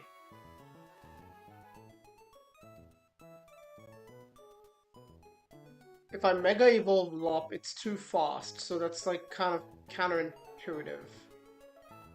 I need the fake out one to be slow and to die.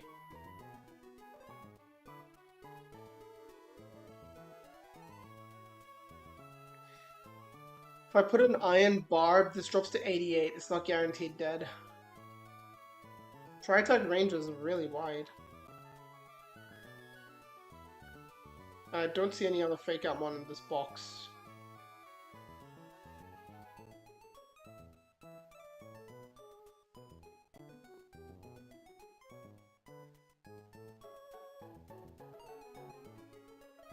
No, I don't. Oh, I don't. Surprised Ludi lives so comfortably. Normally Ludi's always, you know, up there on the I'm gonna die vibes.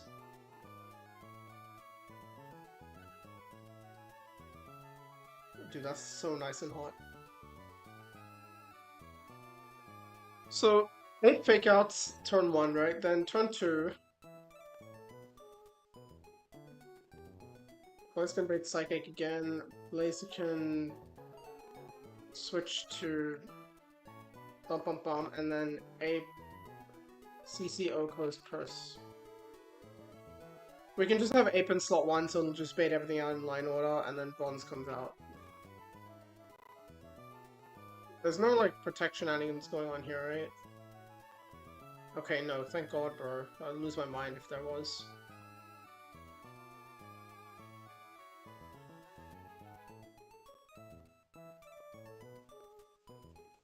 So Blaziken goes to Pod, which goes to...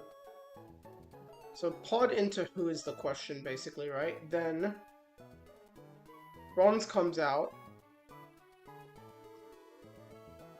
Turn 3. ... Waits ... and presses Protect. Ape overheat Oko's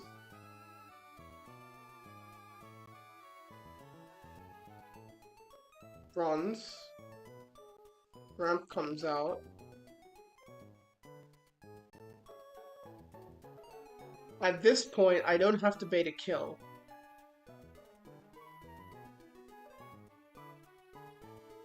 So I can, at this point, I can just switch into somebody that survives. So turn 4.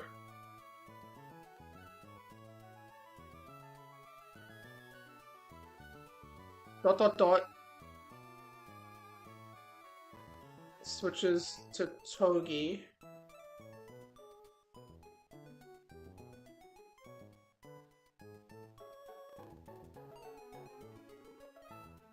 Ape CC Oko's Ramp.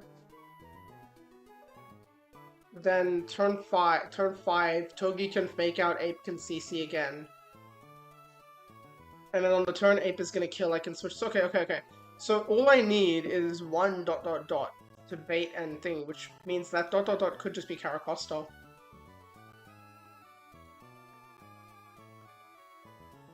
I could just get Caracosta to bait, and then Ape has 1 turn, 2 turns, 3 turns, and then where the fuck is Togedemaru? Sorry, where is it? 4th turn here. So the problem is, after this, I need a Pokemon such that I can clean up the entire fight. That's the only problem after this.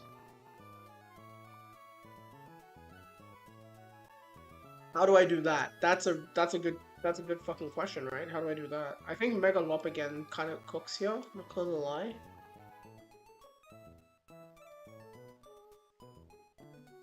The main question is, how do I kill Jellicent, right? Dude, with 3 fake out Pokemon, I feel like it's free as hell. Just give the Mega Lopunny, sorry, I'll copy paste this over to my notepad. Let's just give Lopunny T-Punch. I don't even think it'll do more damage than Double Edge, I'm gonna be real. But I feel like Lopunny with T-Punch is about to just... What's the point? What's the point? What's the point? What's the point? It does less damage than Return. Dude, I just level up to 85, right? Like...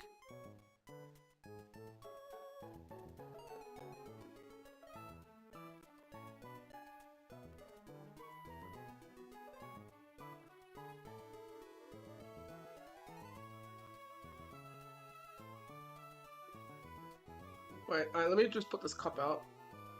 I have to wipe it off as well. I keep thinking the mic is not actually connected to my earphones anymore, which is a nice feeling.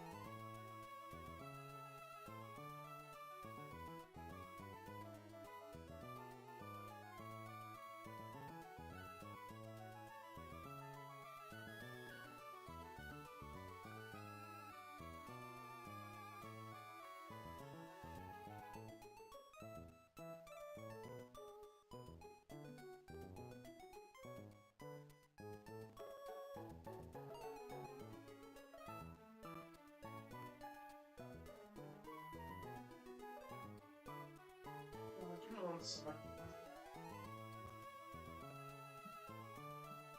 getting a little darker.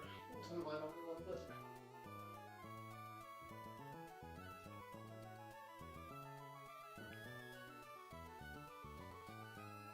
Yeah, my whistle doesn't even get picked up. It's kind of funny. But other stuff. Other pick up that. That's so weird. I don't understand. I mean, I guess it's better, right?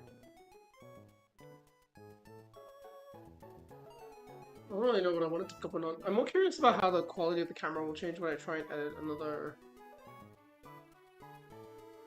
short, probably, but we'll see.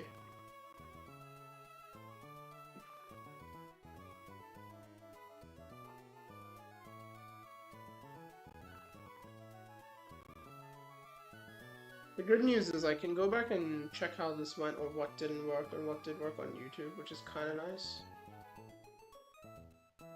But actually, let me just have a look at some stuff. Sorry, I'm gonna bring this over here.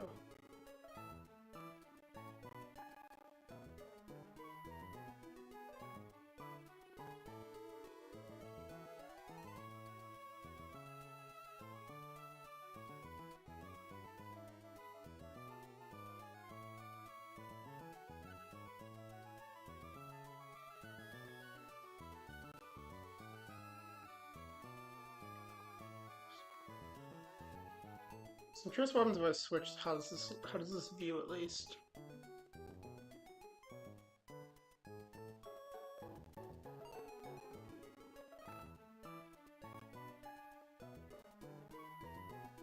Are you serious? Damn, it doesn't even show up in my own, like...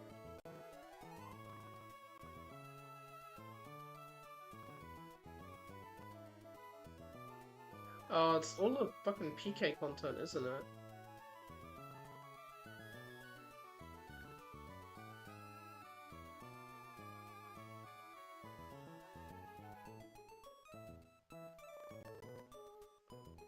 That's alright.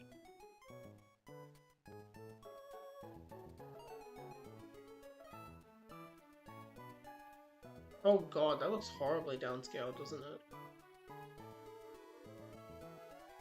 Yeah, okay, that's probably not helping.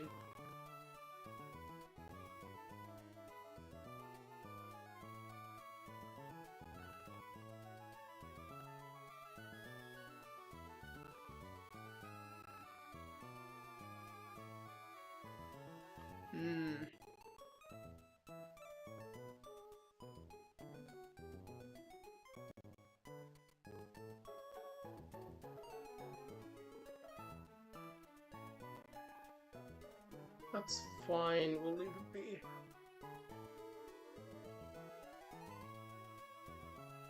I need to take 1 year out, ideally, just so I can hear if someone's coming in.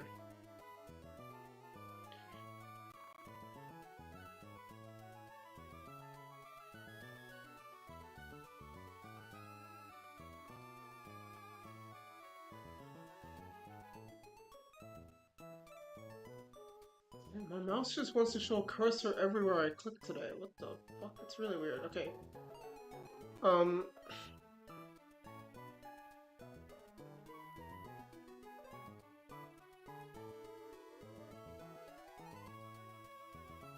Where was I? Oh yeah, so how do we clean this? How do we clean this fight up, I guess? That's the real question, right? So Mega Lop getting access to T-Punch isn't really gonna change anything, unfortunately. But the good news is, if we notice, Lopunny and Togedemaru is basically faster than I mean, okay, not faster than everything, that's not really a shock to anyone, but...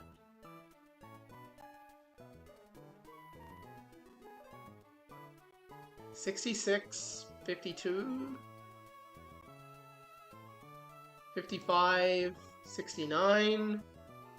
I'm liking the numbers I'm seeing here. I feel like this just cleans it up. I feel like this is so free if I do it like this.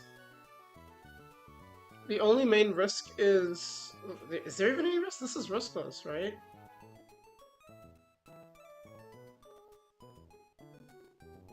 So of course the one guy I see today is a fucking... Get out of... Dude, the Twitch bots, they don't stop, do they?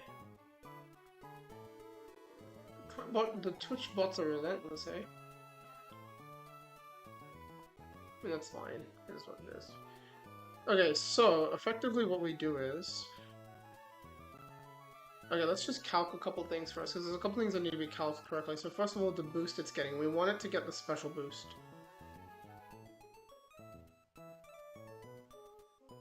We want it to get the special boost, and I need Blaziken to be out of range of thingy, so... Let's go...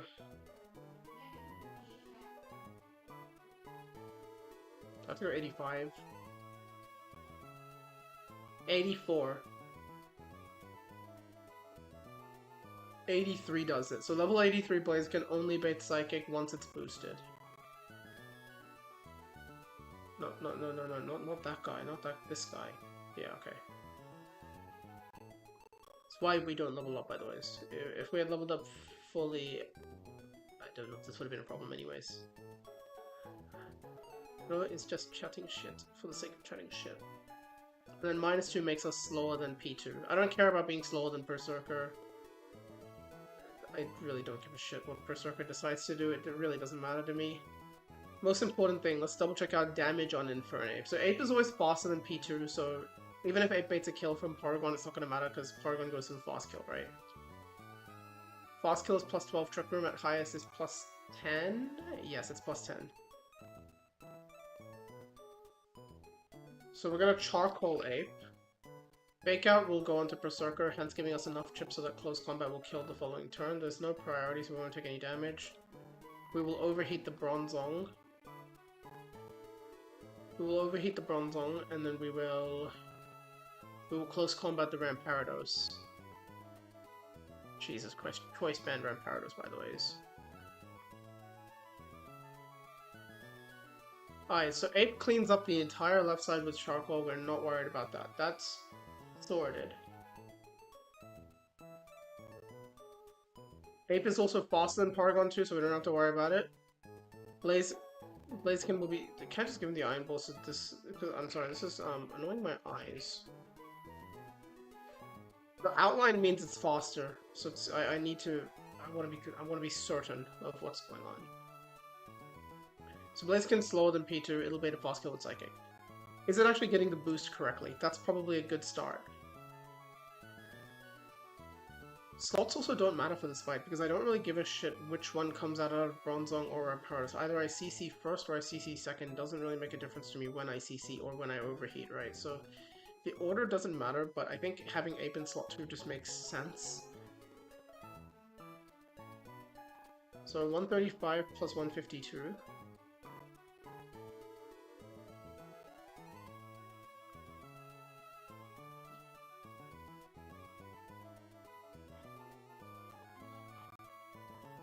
So 143.5 defense. And then our speed F is 136. 136 plus...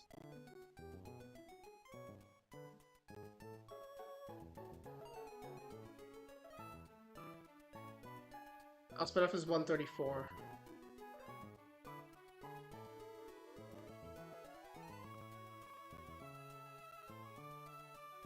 It should boost the lower stat, right? Based on the weaker defense. Yeah, so the weaker one is Alspidef. So Alspidef is weaker, so it should boost the Spidef.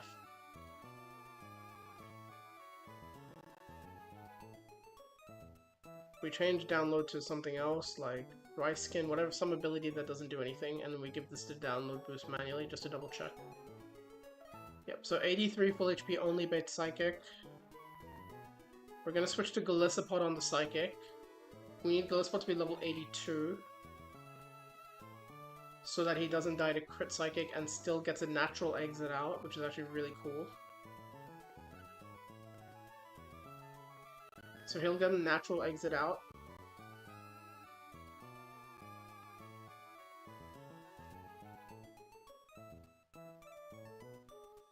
In will come Caracosta. Caracosta will bait Psychic or Thunder. I don't think it really matters which one it baits. I can protect either way. Okay, let me just write this out. So Blaziken baits Psychic, then we'll go Blaziken to Pod to Caracosta. April CC Oko the Berserker, then Bronzong will come out.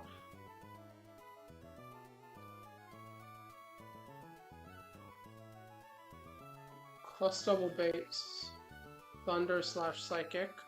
We're gonna protect April, then Oko the Bronzong. And then Red Paradise will come out, and then Costa will switch to Togi on the turn that Ape CCs the NKs the Ramparados.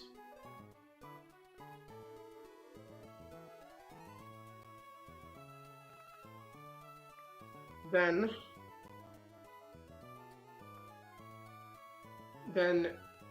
Togi will fake out April CC.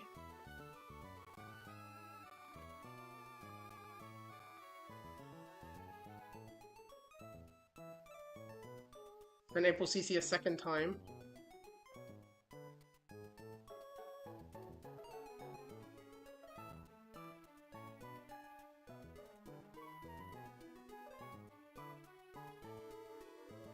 Do we want to chain? Do we want to fake out chain for a little bit?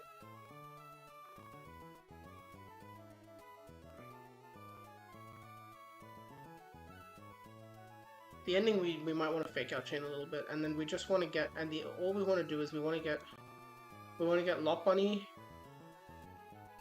We just want to get Lot Bunny and Togedemaru on the field at the same time when Paragon 2 dies. Or we want one of them out with fake out available when Paragon 2 dies. That's basically the idea.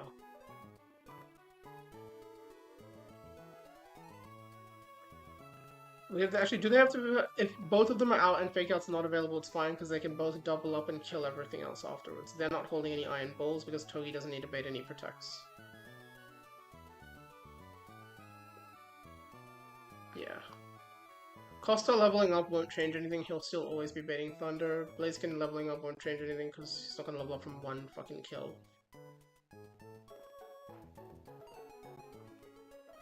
Okay. Alright, let's do this then. This one's chill. This fight is actually mega chill.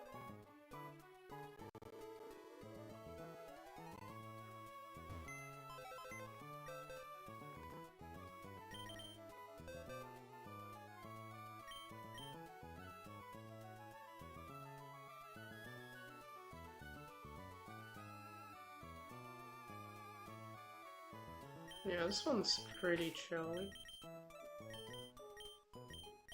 I feel like I'm trying to convince myself here.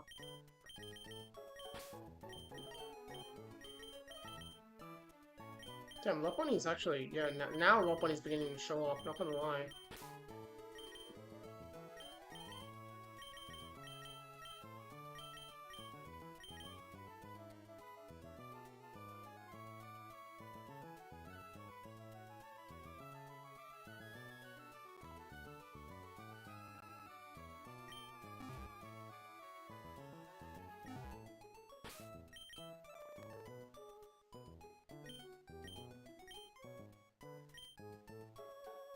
Sorry, give me one sec. We have to mute for a second.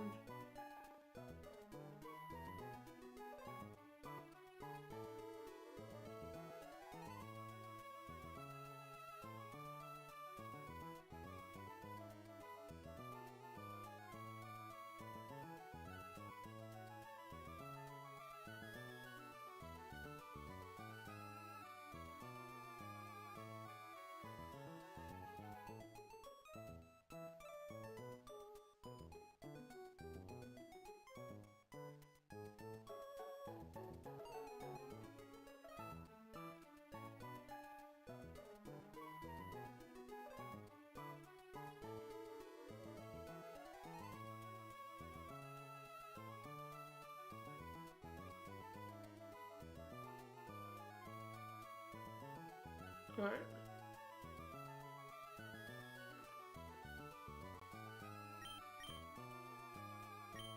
So we'll level up Lopunny to 85.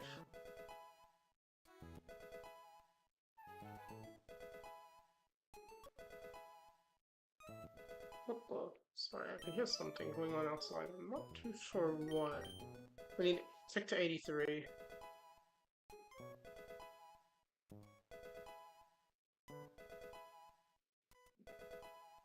Nine.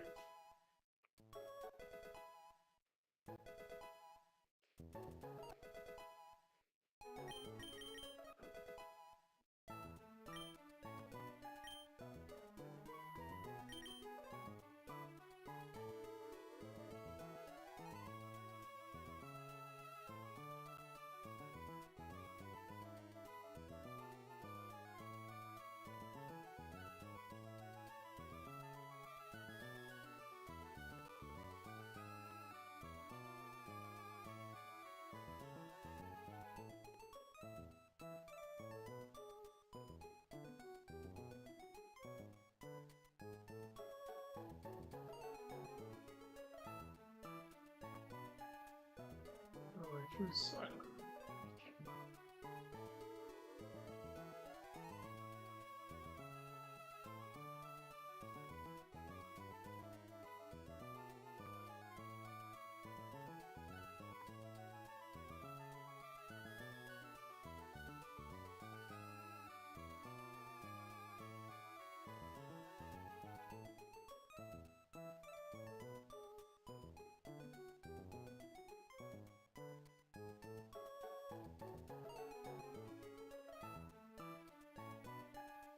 I think when you're in level up in Tokyo, always survives a crit, right?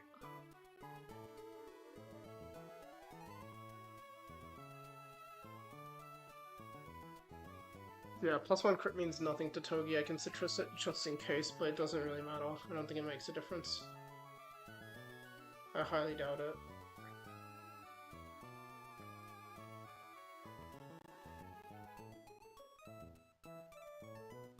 Alright, let me double check this. So Iron Ball Blaziken at 83 when it gets the download boost will only bait Psychic.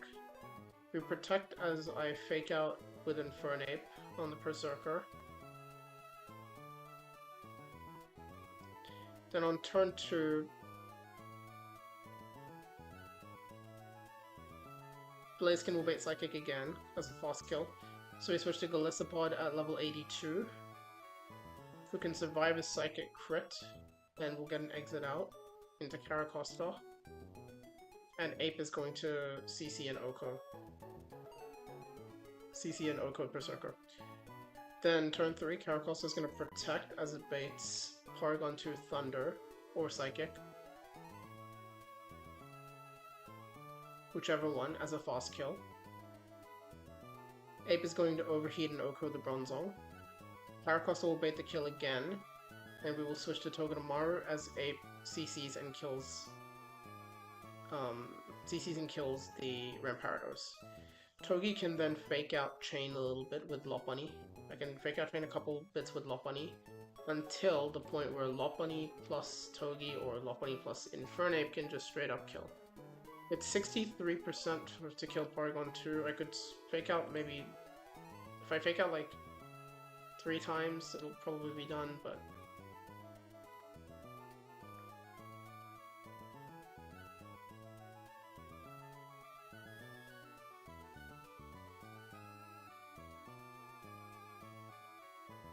I have to be careful of my self-critting. If I myself crit, it's a problem. That's the biggest risk there is. If I crit.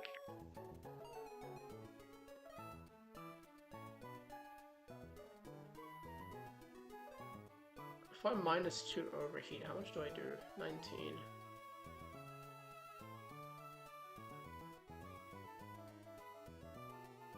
Wait a minute. 52 plus 168 is... what is that? That's... not enough to kill, let me tell you that.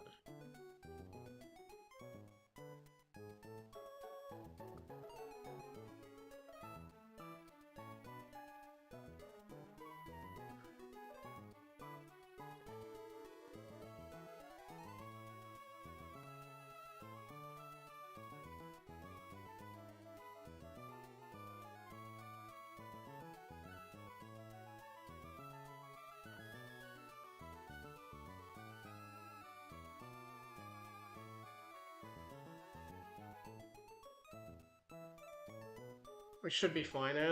We can fake out chain the hell out of the Porygon. It's okay. I think we can just fake out chain the Porygon. We should be fine. Because then Lopunny and Togedemaru can kill the entire other side. Yeah, okay, so it should be fine.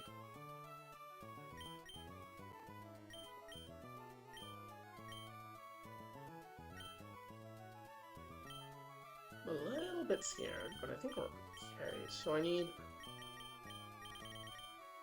charcoal. We need charcoal A. Lopunny already has her Mega Stone. I need the Iron Ball, which hopefully I haven't lost it anywhere.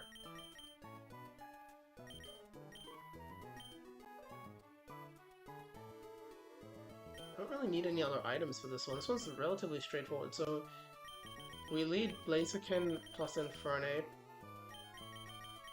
Gliscod doesn't need any berries or anything. He's just switching out. I can give Gliscod a citrus just in case for some whatever weird reason I potentially need him for a second exit, which again I don't think is going to be possible. Costa doesn't need anything, it's just going to bait a kill. Lopunny just needs her Lopunite. Fire Punch is whatever. We mainly just need Fake Out in return and Double Edge, it's fine. And then you have a Citrus Berry ready and you have your Fake Out.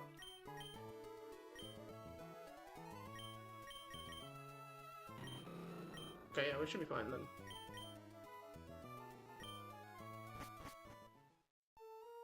Does it show my speed with the Iron Ball? It shows me as 165 speed. Is that? Yeah, it is 165 if I'm +2, so it's 82 currently. So Iron Ball, Charcoal, Citrus Berry, no item, Lopunite, and Citrus Berry. Okay, yeah, we should be fine. We should be fine.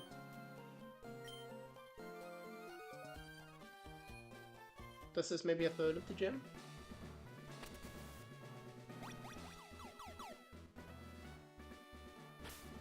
I guess it's kind of nice we don't have to do any Trick Room shenanigans for this.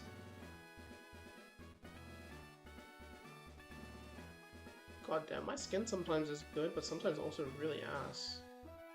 It's like I'm fucking getting like a big, like, swollen part of my face.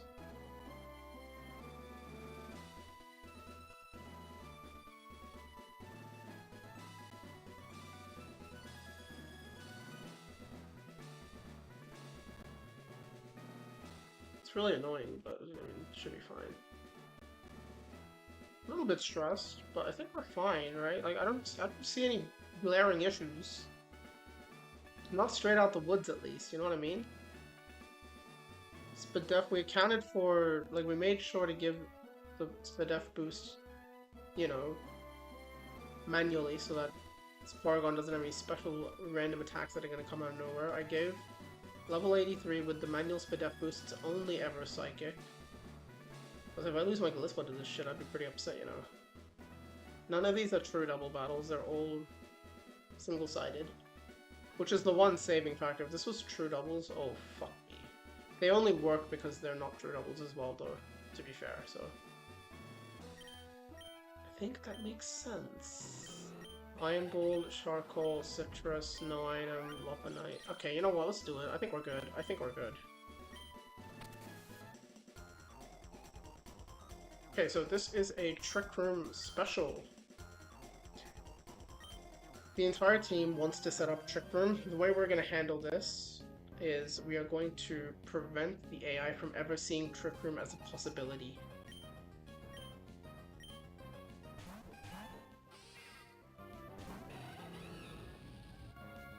So we have made it so we lead true Pokemon with weak special attacks such that Paragon 2 gets the special boost. We want Paragon 2 to see kills. That's why we're raising its special attack. What we're going to do here is Chick is just going to detect as he baits a Psychic. He's Iron Bolt to half his speed such that he is slower than Paragon 2. Because Blaziken is slower than Paragon 2, it counts at a Trick Room. We're going to fake out the Berserker.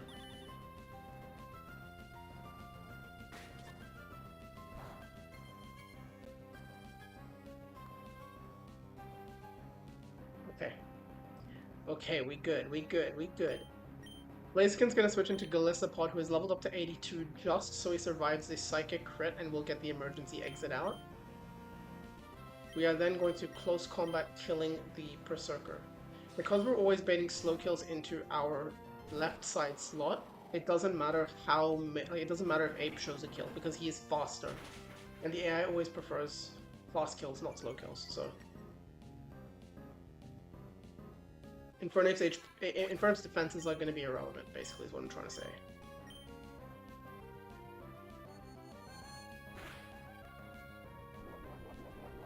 There's the Psychic. Glispa has the Citrus just in case. I don't even think this will guarantee a second. I don't think we're going to get a second exit, just to be very clear, but that's fine. I'm going to bring out Caracosta.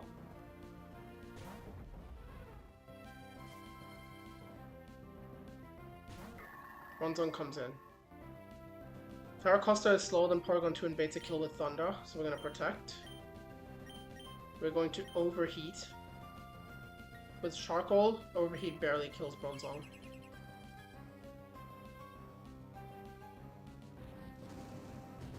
So every single one of these Pokemon has Trick Room, so we need to make sure we are always letting the AI see a fast kill somewhere, otherwise we are in big trouble if Trick Room ever goes up.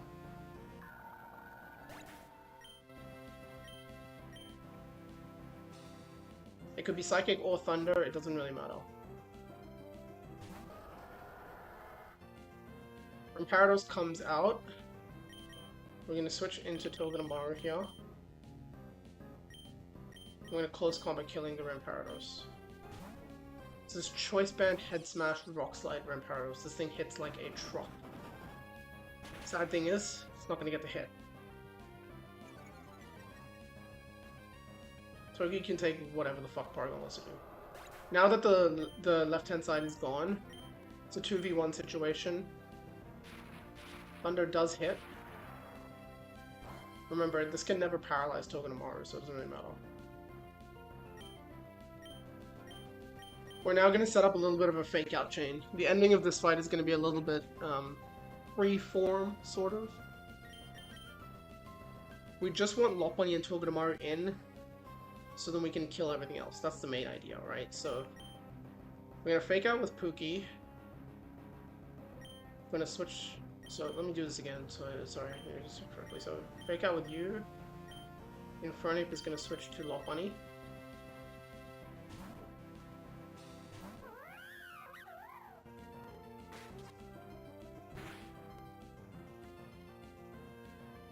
Now I'm gonna switch Togedemaru to Infernape.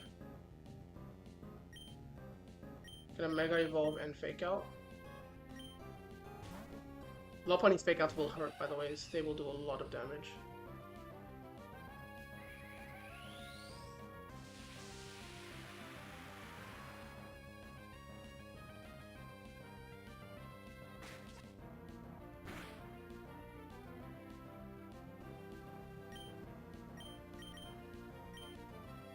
Now Ape's gonna Fake Out, and I'm gonna switch Lopunny to Togedemaru.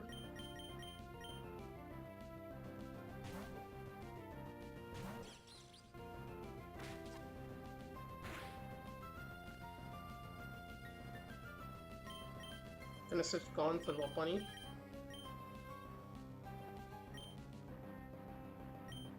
Bogey's gonna Fake Out. I'm going to be very careful doing this. I've made a mistake doing this before in the past, so you need to be extra careful.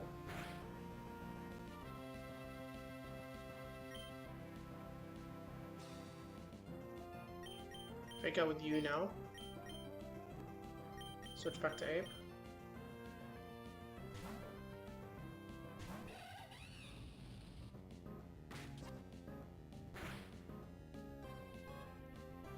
I just want to do this one more time, we're nearly done. So now we're going to switch back to Togi here.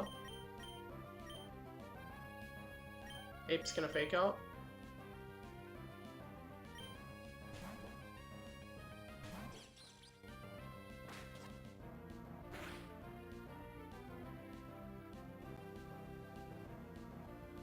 Now what I'm going to do is, I'm going to... I think CC does more than enough now to kill, not gonna lie. CC does minimum of 63%, so it's definitely below 50 of course. We want Lopunny in, so what I'm gonna do is I'm going to switch Togi to Lopunny. I'm gonna get Infernape to take the kill here.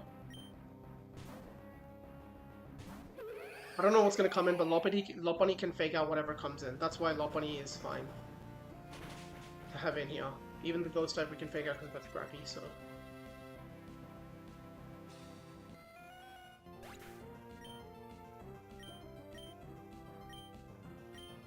Apparently everyone's getting... Oh yeah, because they're all involved in the P2 fight, that's why. Who comes out? Hadarini comes out. Okay, that's fine.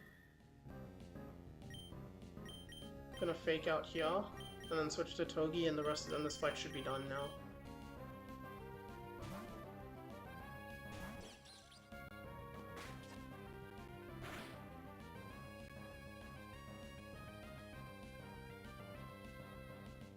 We should just be able to kill with Return plus Iron Head now, yeah, okay, so... Return plus Iron Head should kill this.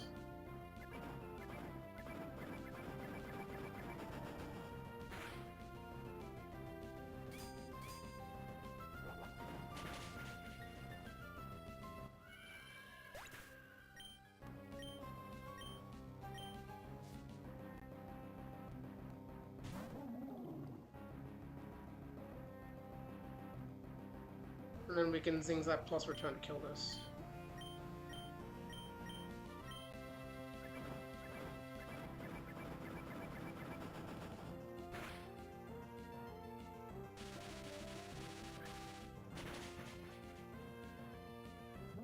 Let's go.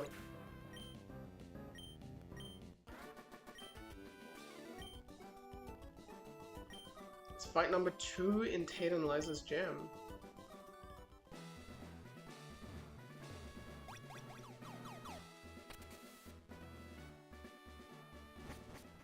That's pretty big. That's pretty big.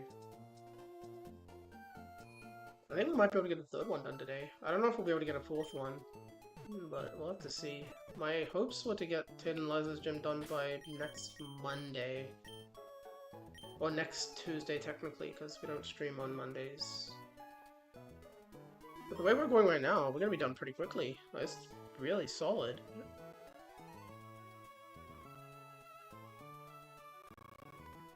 Pleasantly surprised how smooth this is going.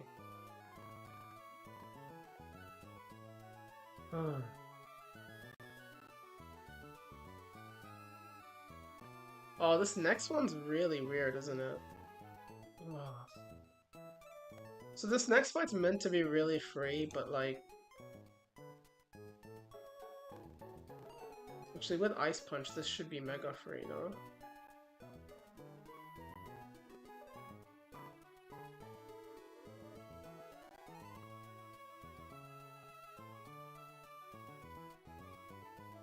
I'm failing to Oko a Venomoth.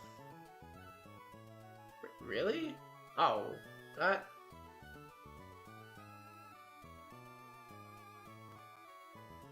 Wait, really? Wait, hold on.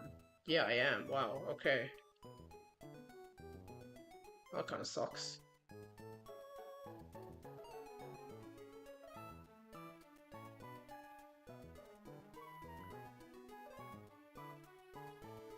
So this is meant to be a fling battle, right? This is a fling battle where the way this should work is if Crocodile doesn't see a kill, he will continue to fling Salac berries at his opponent or at his partner to give buffs. Now, fling is notoriously bugged, at least in this game. Sorry, not in this game, in this specific fight. I don't remember how it works, so I'm gonna get the...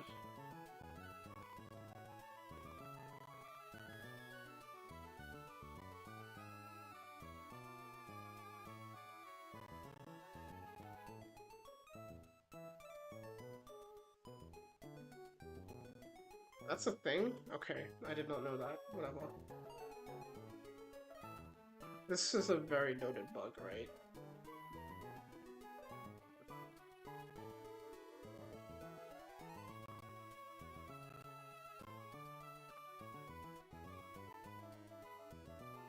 So fling with a stat boosting berry may boost the wrong stat or no stat at all, never observed in Levy and Tatia/Tate and Liza Gym. So this is not a problem we have to worry about.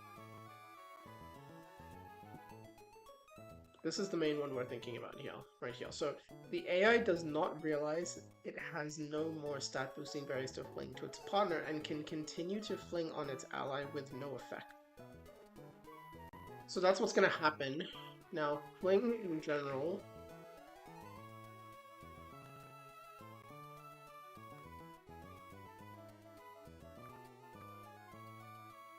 is +9. If the fling's effect raises the target's speed, but no weakness policy, fling isn't super effective.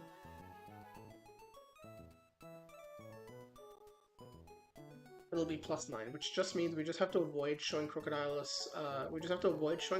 kill, and we can easily take out the slot 2 of this fight. Now, I guess the real question is, how would we like to kill, how do we want to kill Gothitelle?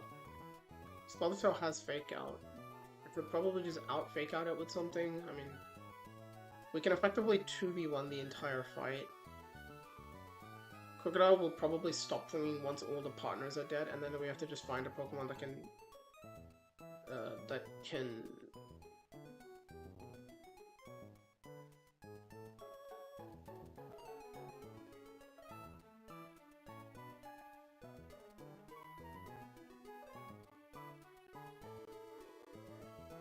Yeah, so Mega Beedrill is kind of off limits, at least if we want to use it for Crocodile.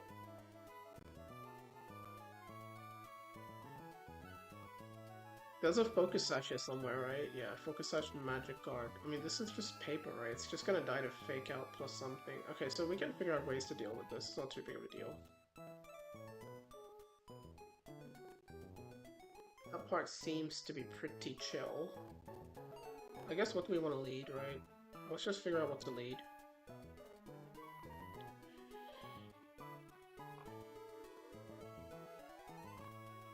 Hey, Dragon dies to close combat. Oh, I should have scaled to defense on him, shouldn't I?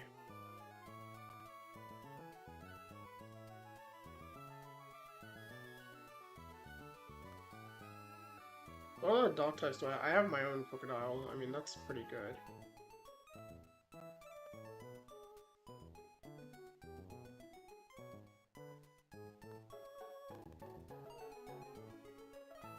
My own crook will also get an Intimidate off, so I can level up crook anyways to not die, so it's not a big deal. My own crook is not a problem.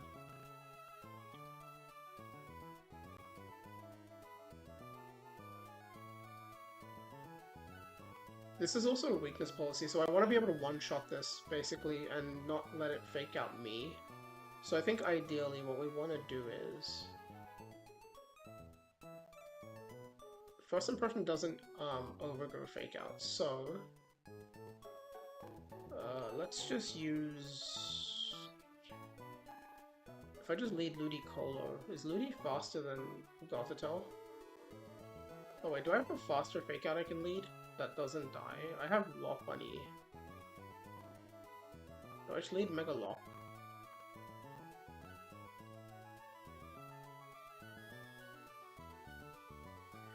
If I lead Mega Lock, I can do 20%. I'm also gonna fake it out, which means the speed isn't gonna matter, which means I can get somebody, or the damage isn't gonna matter. Like, ideally I want to get somebody that's also outspeeding these two, so I can kill everything super conveniently. The problem I'm seeing is Greninja, this stupid fuck is dying to something. What is he dying to? Oh my god, he's dying to close combat, isn't he? 85 Gran also dies to close combat. That is a really...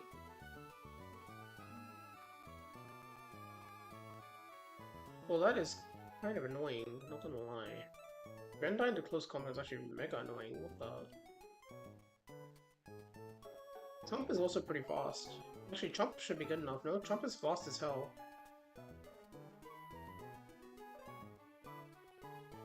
What is a Lechi Berry? What does a Lechi Berry even do? I have no idea.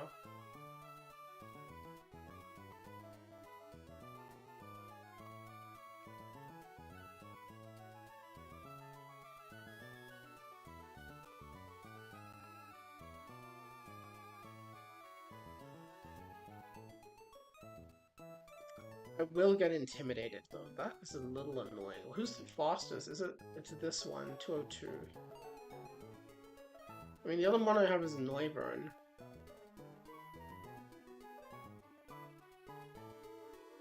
Noivern's only damaging move at the moment is Icy Wind though, other than pressing Draco, which doesn't feel that great. So I'm gonna teach this Ice Punch, right? Because I need Ice Punch for killing the Flapple, ideally.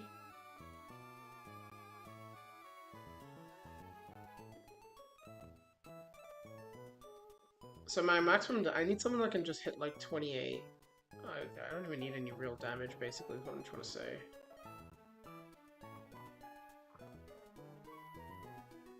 This shouldn't really be taking this long. That's kind of the point. Noivern, Noivern learned Brick. Wait, sorry, what? Okay, I'm done. Noivern learns Brick Break. How?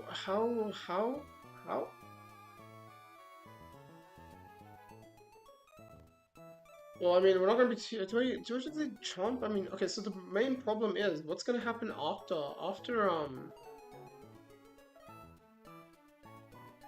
after I kill everything, Crocodile is going to randomly target, which is a little annoying. He's gonna randomly target, and if he targets Lopunny, I have to switch. I don't want to switch Lopunny out though. That's the main thing. I don't want to switch Lopunny out. Him targeting Garchomp isn't really an issue.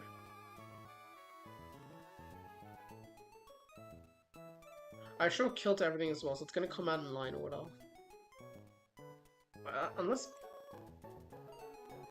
Does Garchomp bait in a weird order? How does... He doesn't die to this. Garchomp doesn't show kill here. Does he show kill here? No, he does not. I could give Garchomp Fire Blast. I don't think that changes anything. 50.8 to 60%, that is pretty shit.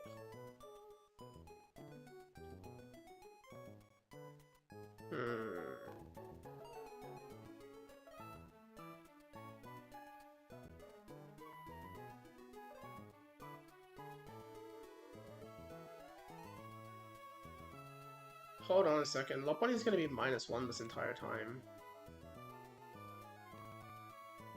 -1 damage is threatening. Not that much.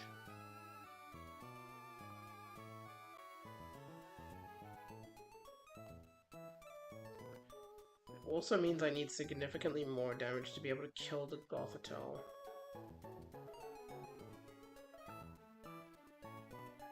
Wait, does base Lopunny die to this? Oh wait, base Lopunny dies, which means he's just in a close combat. We can't even lead Lopunny. Leading Lopunny is int. Okay, never mind, never mind, never mind, never mind, never mind.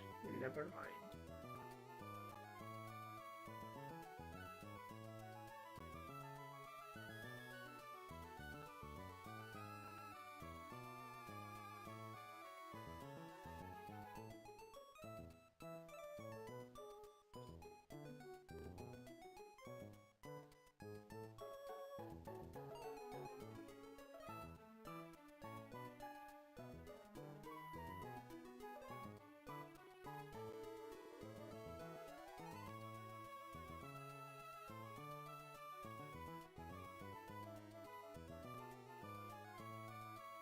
If I just go level 85 and I silver powder first impression.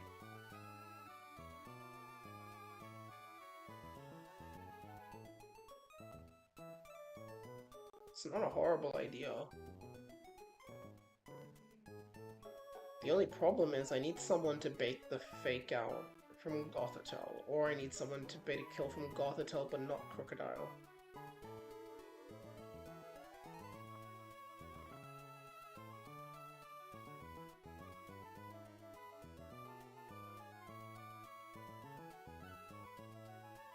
Salacry raises speed by 2. By... Okay, nobody's outspeeding that at +2. At +2, that thing is a straight up menace. What fake out Pokemon do I have that don't die to Crocodile? Because that's where my first thought is. Get something that doesn't die to Croc.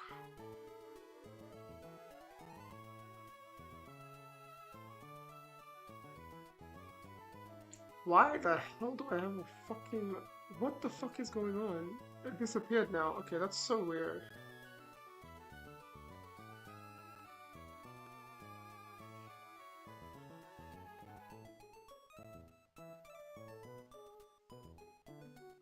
Baiting kills is pointless, because if I bait a kill, I'm gonna die. That's what's gonna happen. I'm gonna die.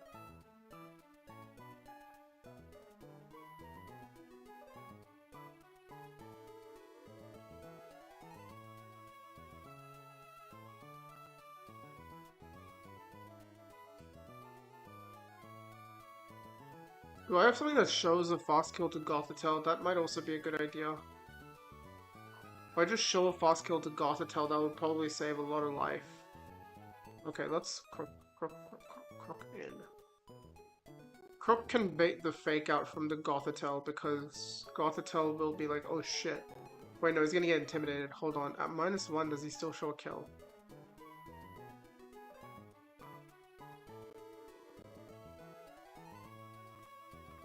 -1 Dark Gem Crocodile shows a kill. So then the fake out will always go into the Gothitelle slot.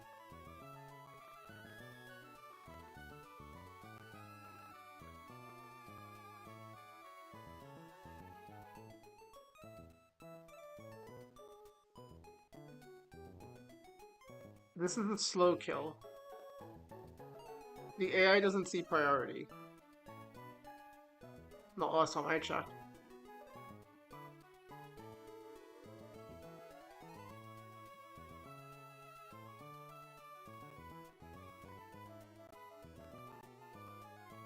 Wait, I might not even need to level up actually, because fling damage will be enough to kill, so I might even end up killing. We should probably kill so that we assume thingy. Can Galissapod bait in the next mon is the real question. Can I get Pod to do any baiting for me? Not really. Okay, then I need to switch in someone.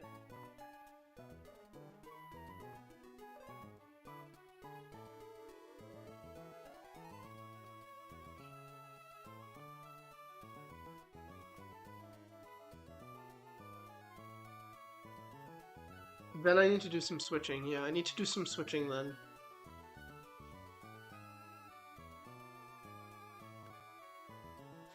What's the odds Icy Wind obliterates this? Oh, it's good, but not good enough, eh? That's fine. Not a big deal. I still couldn't believe the fact that fucking the Hydreigon doesn't get Icy Wind. Wait, Northern doesn't get it either. I'm pretty sure it's written because I thought it did, right? I'm pretty confident it doesn't actually get it. I feel like yeah, it doesn't actually get Icy Wind. It's fucking so stupid.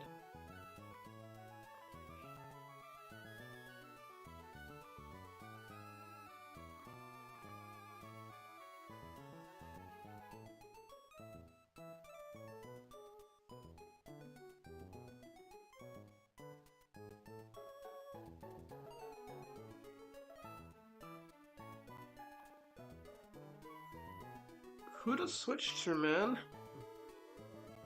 The good thing is Crook will be at -1.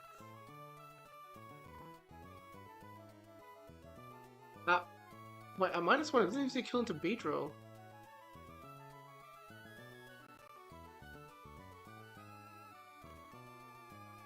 That saves everyone a lot of time, no? It doesn't, at -1, it doesn't see a kill into Beedrill, which means I can just switch to Beedrill. Beedrill can one-shot this. It doesn't one-shot this, though.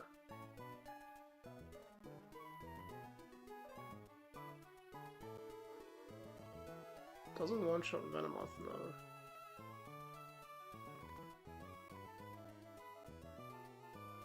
Because the good news is, base Beedrill will also... Who's pinging me?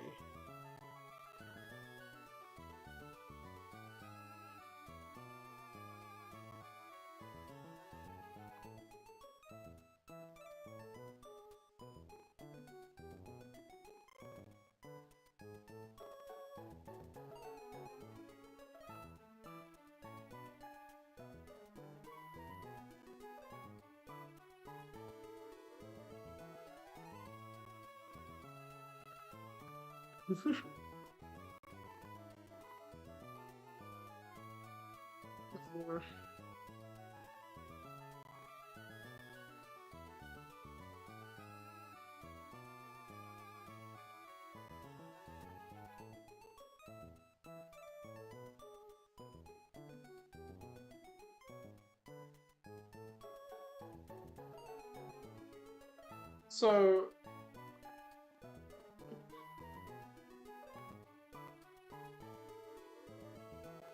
we go Beedrill. Where's base Beedrill?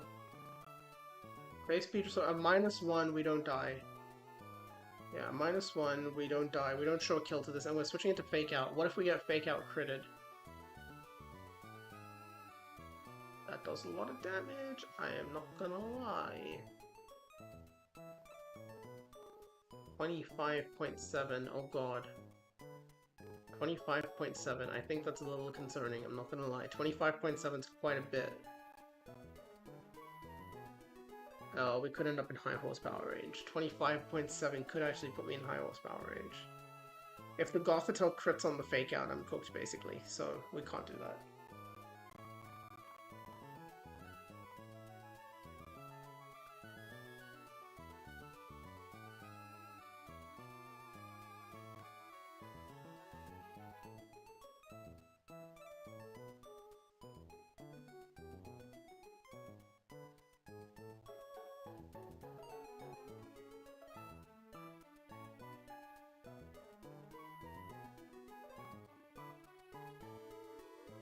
What if I switch to Lopunny instead of Mega Beedrill?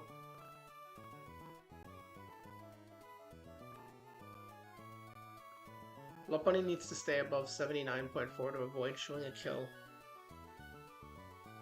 Crucially. Wait, this is not even level 85. Sorry, did I import this already? Oh, I don't need to.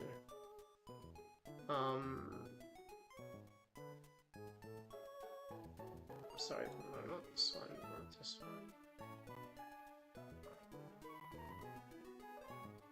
It doesn't have quick attack anymore. What did I give it again? I give it Ice Punch, I think, on the other one, so we'll go Ice Punch. The ability, for some reason, it always says Klutz instead of Limber, but I don't know why the Luadock always imports it incorrectly, but it's fine. So I need to stay above 69.5. I don't think a fake out crit's gonna send me flying on this one. Yeah, so I could switch to Lot Bunny. The question is the baiting gonna be in the correct order then? Because the baiting needs to be in the right order. So if I get Gillespot to do baiting, I don't think either of them... None of them see a kill. But this is the one that out-damages.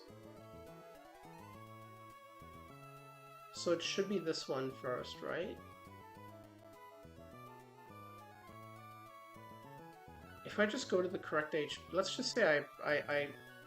Oh wait, I keep forgetting about this Intimidate.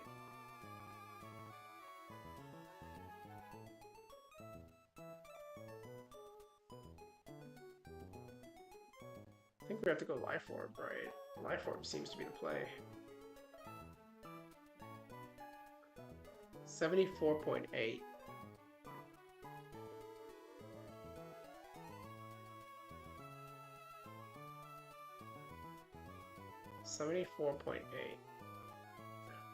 Yo, you're checking on the goddamn fucking on the bunny, on the fucking crocodile.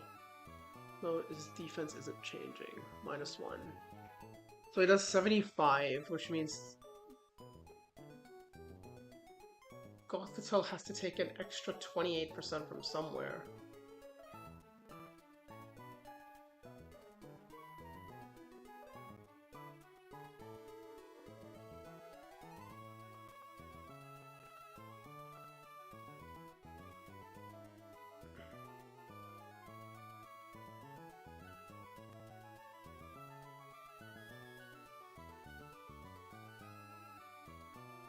I mean, to be fair, even if it sees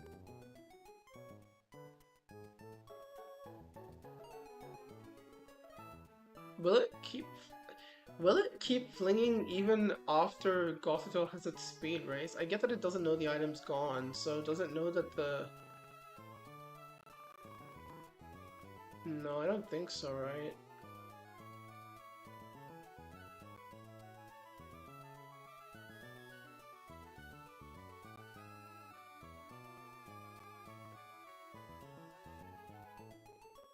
What's the fight after this? Oh my god, this one's pretty notoriously cancer as well, but... We only have 3 more fights. Oh wow, it's just 3 more, and we're basically... Oh, this is the halfway point. So the 6 fights, this is the halfway point. Okay, I see. I need to keep thinking about the dopamine I'm getting at when I see Urshifu with Jolly 31, 31, 31, 31, 31, 31. I need to keep using that to motivate me, because otherwise I'm gonna just flop.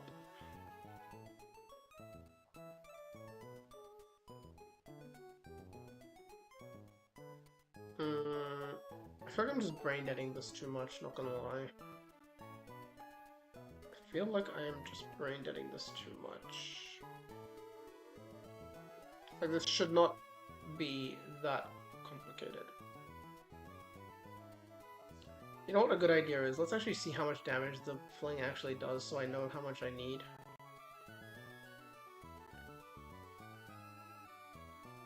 Will it import a second? Oh, it updates my proc. Oopsie doopsie. So it'll do 10... It'll do 10 base. If the crook's intimidated, it'll do 5.8. I kinda like the 10, I'm not gonna lie. I kinda like the 10. How can I get my old crook back? I have to export it again. Oh, where am I gonna find him?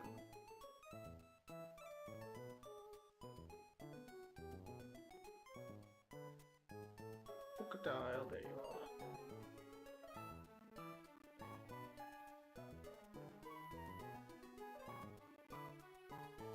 So 10 and 5.8. That's what we're looking at. Which means...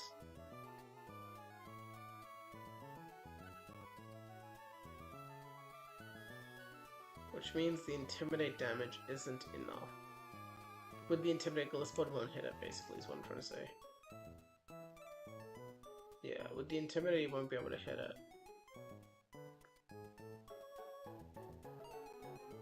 Now, if I led... I don't have any special dark types, do I? No, I don't. What if I led Gren? Big boy Gren. Oh yes, Gren dies to the fucking crocodile. How could I keep forgetting? Does Gren even show kill to this? Probably not, right? I'm gonna guess, because I know Big Nugget is bugged, so I don't know what the next...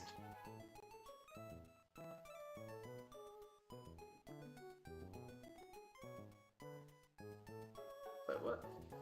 Big Rock. Big Root. Oh. Wait, Nugget. Nugget isn't an item? What? Okay, Fossil? See, that looks a little bit more right now. Fossil Dino, Fossil Drake. So the fossils do 63.5. If I level up to 85, they do 88.3.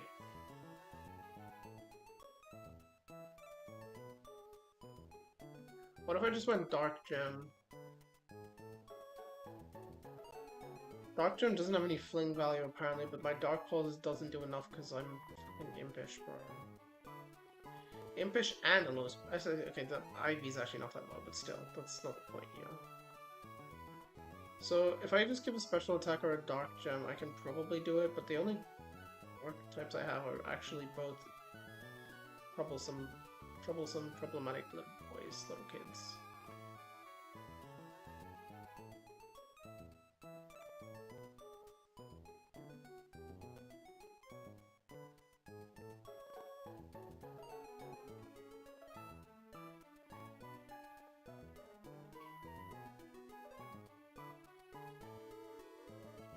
Well, I guess.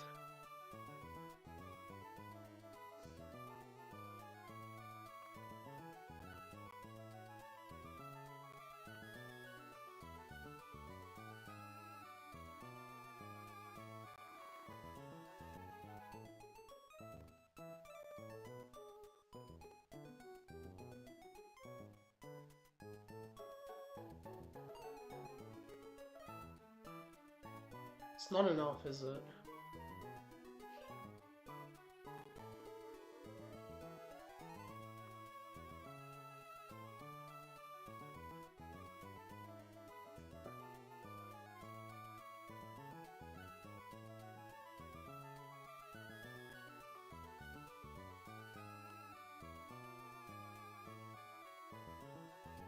I need Life Orb. Yeah, with Life Orb it's enough, but that's also barring I don't intimidate, but I need to intimidate. I need to intimidate, otherwise it's not enough damage. Oh yeah, okay, that makes more sense. I'm trying to remember how I would have done this, but... That's annoying. That's really annoying.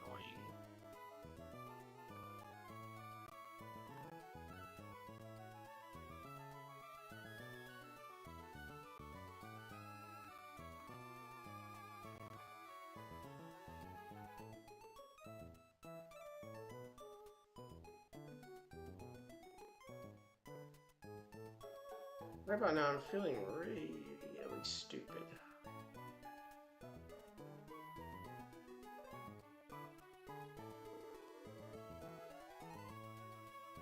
Although I have a solution to this stupidity. Believe me, I do. Oh wait, I actually do have an idea. I have an idea. Now, if I had Aura Sphere, this would change so much, because I could just fucking kill the crook when I want to as well, no? Aura Sphere? Probably, right? Oh, no, okay, maybe not as freely as I'd like, but I'd at least return. Okay, I can actually just Draco it as if I need to, but... kind of besides the point. So I can intimidate it.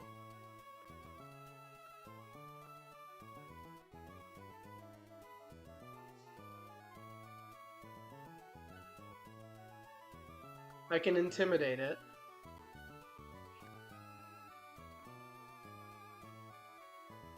I don't go Life Orb. I just go Wise Glasses, which will do 75.8 to thingy. Hopefully it doesn't crit, I guess. I don't know if it really matters. And I switch to Garchomp. I switch to Garchomp as thingy comes out. I switch to Garchomp as it fakes out the Crocodile who's Dark Gemmed.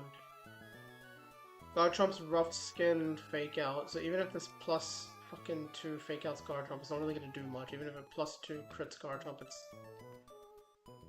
Fake out will go first anyways, actually. What am I talking about? Fake out's gonna go before the flings. It's gonna fake out Garchomp, and it should just kill itself with the fake out plus the fling damage. Then Hydreigon will not bait out this thing, it'll bait out Venomoth instead.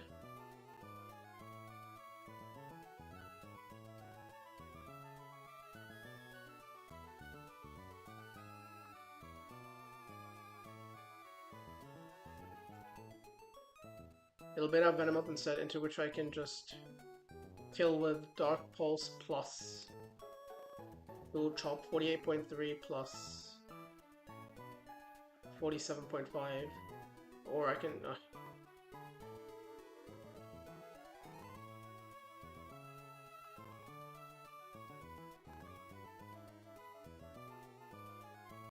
Can I give Garchomp something to hit a bug poison more effectively? I can give Garchomp Rock Tomb, what am I talking about? I can give him like Rock Tomb or something, right?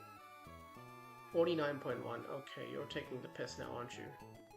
I can just go Hardstone Rock Tomb, yeah, what am I doing? Okay, I can just do that. So I can kill the Chomp.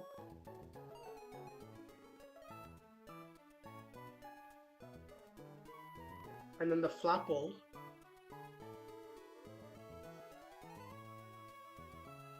The Flapple I kill with Draco Meteor. And then on that turn I switch Garchomp to Beedrill. Garchomp's damage baited, and if this ever hits into Chomp, it will actually high horsepower. What the fuck? Why? Whatever. We should always be flinging.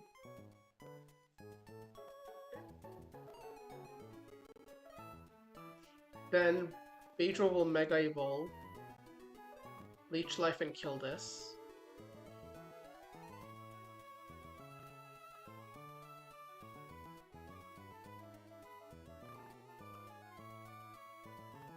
I can immediately kill this, so instead it'll bait out Delphox.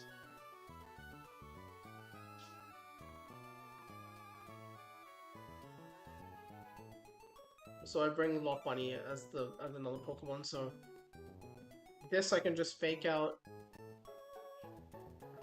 plus Poison Jab to kill this, and then this one I can just straight up Poison Jab, so Beedrill can clean up the fight very easily. There's no priority I see on any of these Pokemon.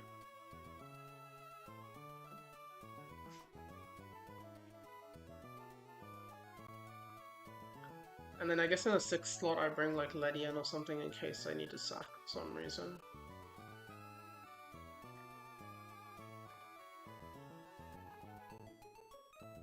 Alright, let's run through this in my head. So let's set this up real quick, because I think this works.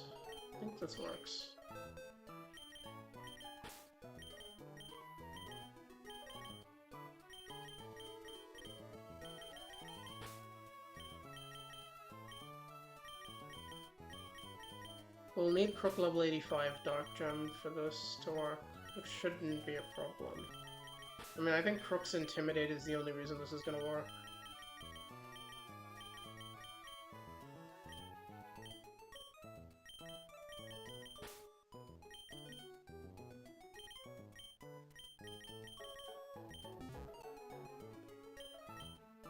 Let's move the items away. I like how this is actually a lot more visible than whatever the hell I had last time. This layout has actually made me quite impressed with my work. Maybe I should start offering out layout. Actually, no, I don't really want to do that. This was a pain in the ass to create, not gonna lie.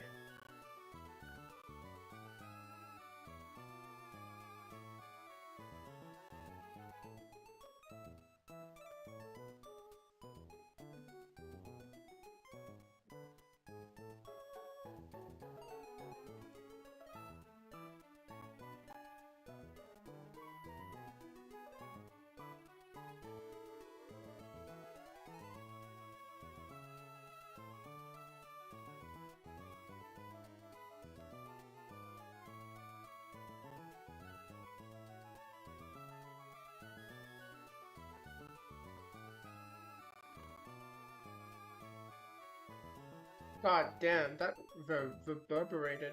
Jesus Christ. Okay, so we want to level up Hydreigon. Yeah, we need Hydreigon at max level for this because, dude, if I lose Hydreigon or Beedrill, I will cry. This run will crash and burn. If that happens. Hydreigon physical bulk is really PMOing me now a little bit.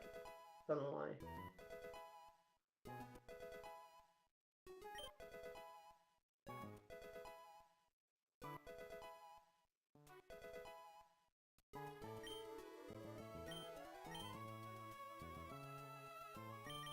Switch is Citrus Berry. No, we know, but we do not Citrus Berry. Crook needs the Dark Gem. I also need to teach a Rock Tomb. Oh, he already has it. Oh, I never ended up teaching him Poison Jab. That's why. Jesus Christ, the move's not even properly updated. You're joking, right?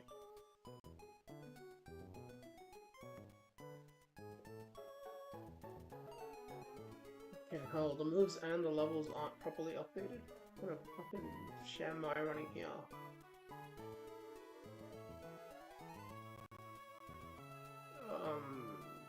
Why does Epson software update want to happen right now? Can you fuck off, please?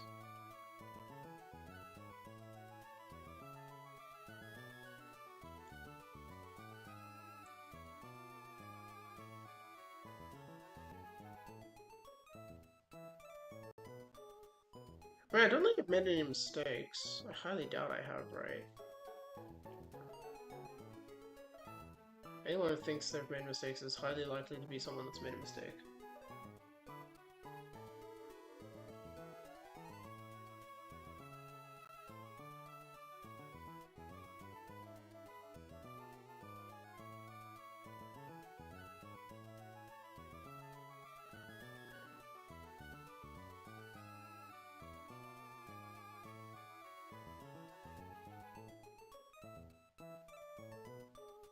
Sorry, what?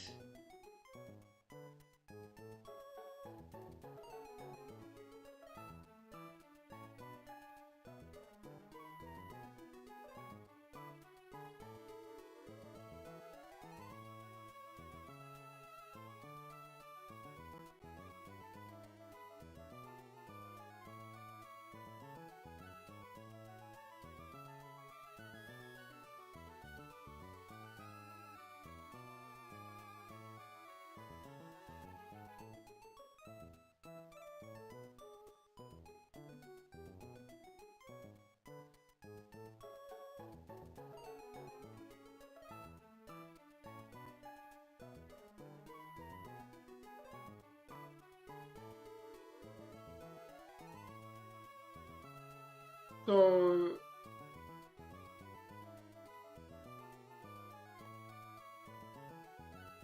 Okay, so... Wait, oh my gosh. So... So what? So what? So what? So... Is he updated now? He is. Okay, so Rock Tomb, Garchomp. Thank God these are all fast. I need Hardstone. Okay, I need, so I need Dark Gem. So... Make what was 85 again.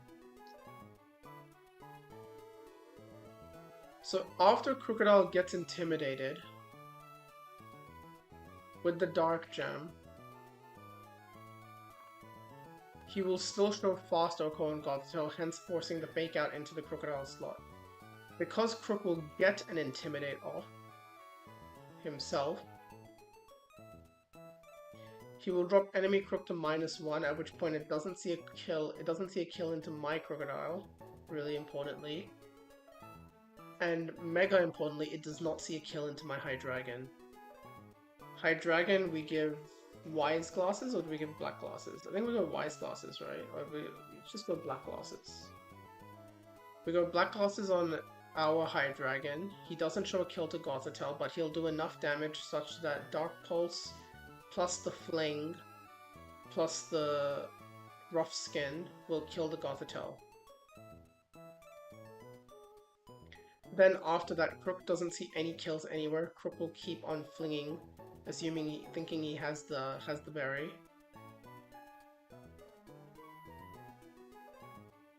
Because I'll have Hydreigon in slot 2, Hydreigon should bait in Venomoth, since it doesn't get O-code by Black Glasses.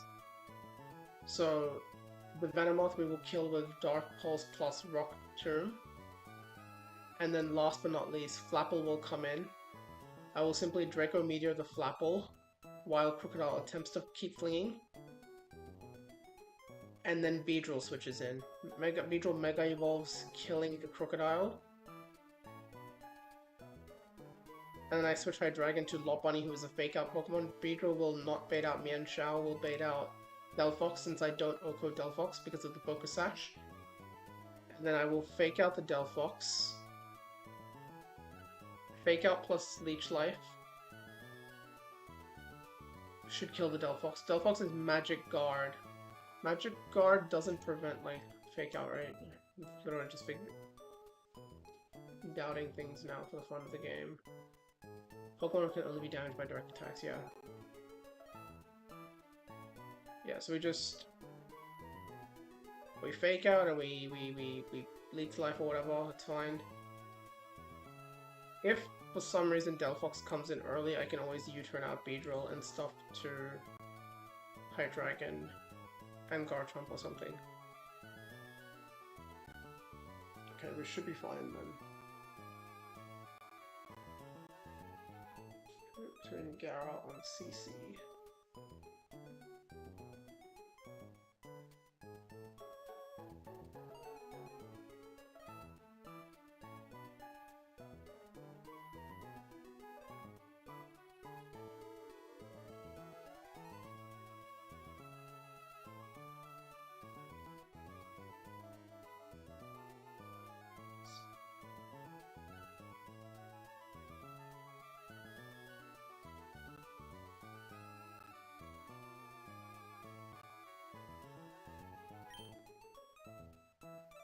So, back to the items.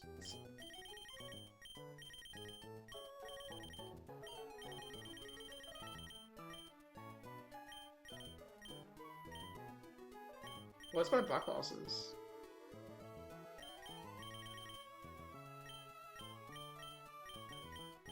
Okay, so Dark Gem we want to give to you. I don't see my Black Glasses. Am I stupid or something? I also don't see the Hard Stone. I'm missing things. Okay, now there's the Hard Stone. We give that to Chomp.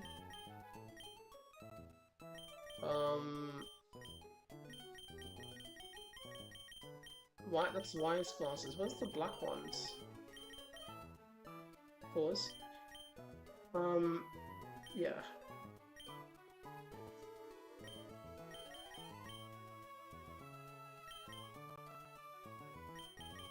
We want Crook in slot 1, so then Crook is... Yes, we want Crook in slot 1. We want Beedrill with its Beedrill Light back.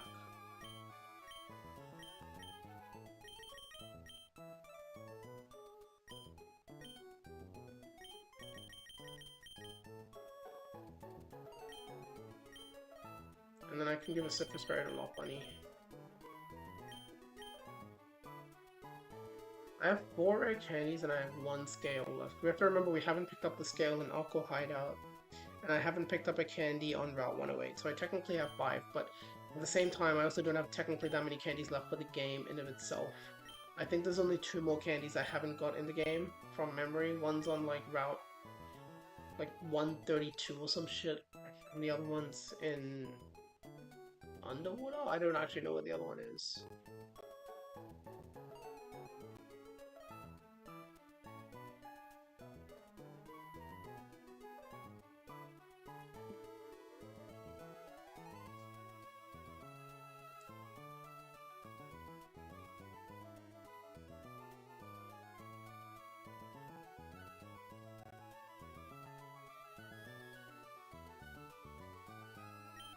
What item is it? Did I get rid of it? Okay, I got rid of it. Okay, so Beedrill Light, no item, Hard Stone, Black Glosses, Dark Gem. Okay, so this should work as intended.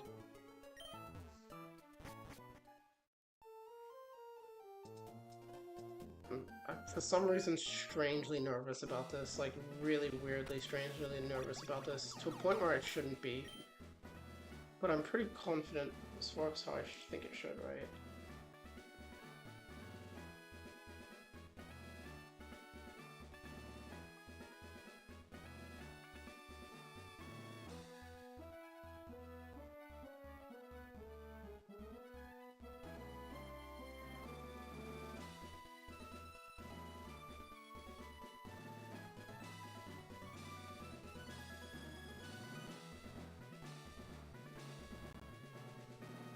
Alright, so no one, it's not going to see any kills, which means it should keep flinging, regardless if it has the berry or not, doesn't matter, because both my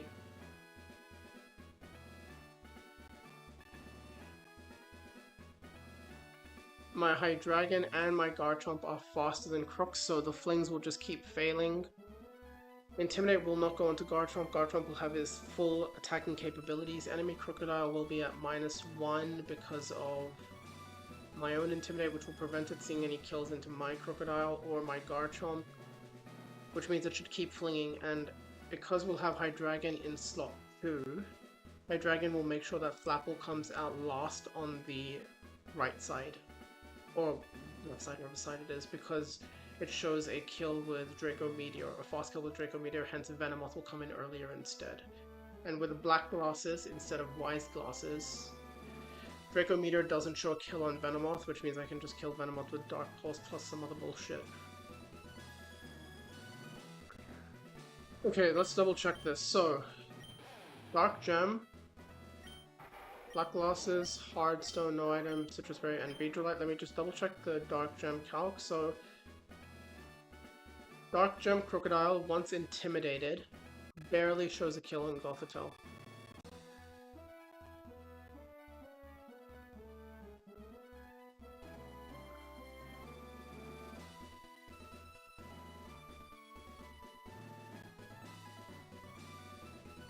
Knockoff, right? Yeah, okay. Yeah, I think we're fine. I think we're fine. It's only gonna fake out. It doesn't see a kill on anyone. There's no reason this Gothitell's gonna do anything weird. Crook is in slot 1, and Crow is in slot 2. We've checked items before, we'll check them again. Dark Gem, Black Glosses, Hard Stone, items, Citrus Berry. It's very crucial we don't click anything with Crocodile because I don't want to lose the Dark Gem. We kind of need the item. I think it's on the side. It is, okay, good.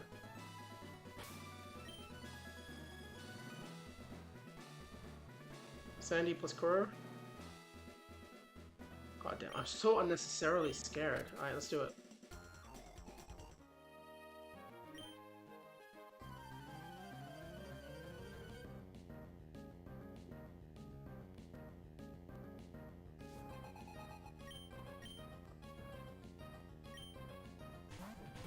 Okay, so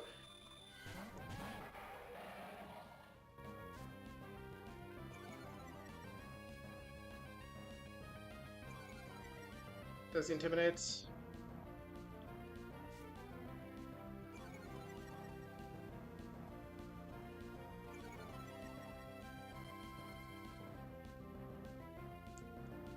I did miss something, I did miss something, I did miss something, I did miss something, I did miss something. Oh my god, I hope this doesn't cook us. Okay, there is something we missed. I'm gonna bulldoze here. We have Levitate on Crows, it's fine. I did miss something. I missed something. Okay, so the problem is I can't switch out. This is Gothitelle with Shadow Tag, which is what I've conveniently missed. So what I need to do is I'm gonna bulldoze to lower speed. Crow is still gonna get faked out. I'm gonna have to Dark Pulse this Gothitelle first.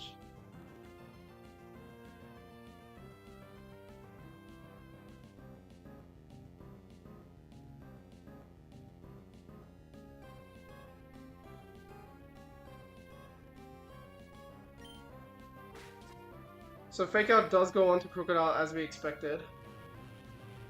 I don't think this is gonna kill though.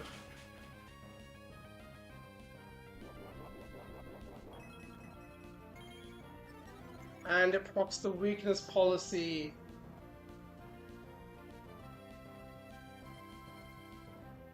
Crit. Crit.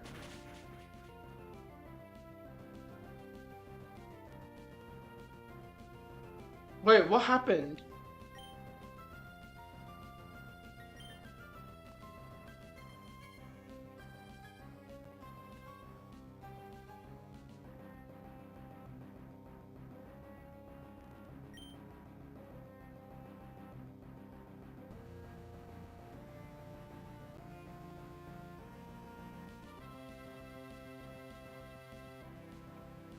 What happened? Did it bug? I'm confused.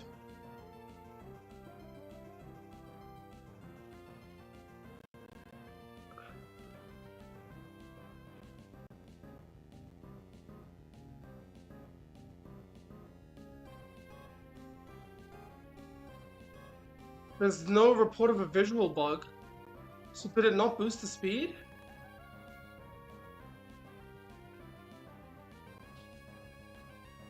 Dude, I'm really confused what just happened. Because if the stored power isn't a problem, but signal beam is. It may see a kill on crocodile. This okay.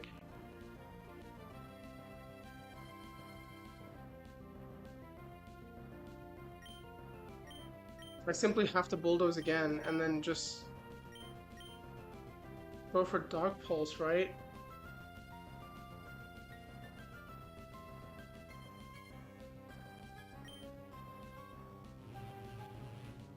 What? It didn't boost. Crook should just attempt to fling again. Crook doesn't see any kills. Okay. Bulldoze goes off. That's fine.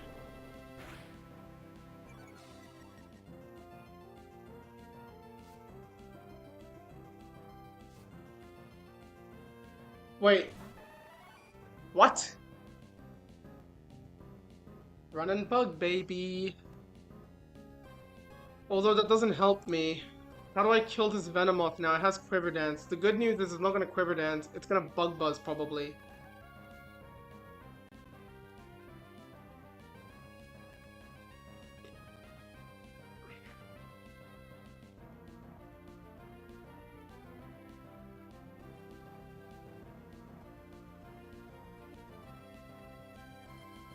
Dude, it could Bug Buzz. It's gonna randomly attack. It doesn't see a kill into either Mon, which is really, really weird. But it's gonna Bug Buzz.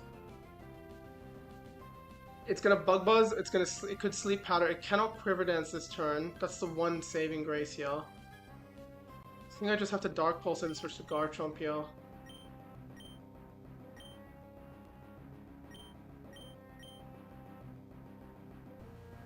I think this is the play. We don't have to worry about Crook CCing. Crook is just gonna fling the berry that he doesn't have.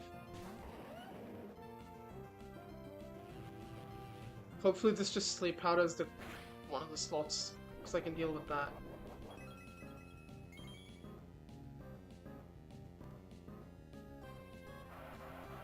Which slot is this?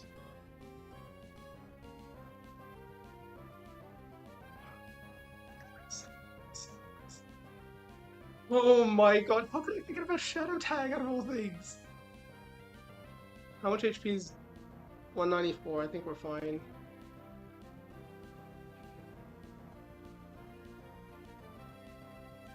%65% shouldn't be in kill range. No, it's not. Okay, so the Crocodile is still gonna keep burying the dummy.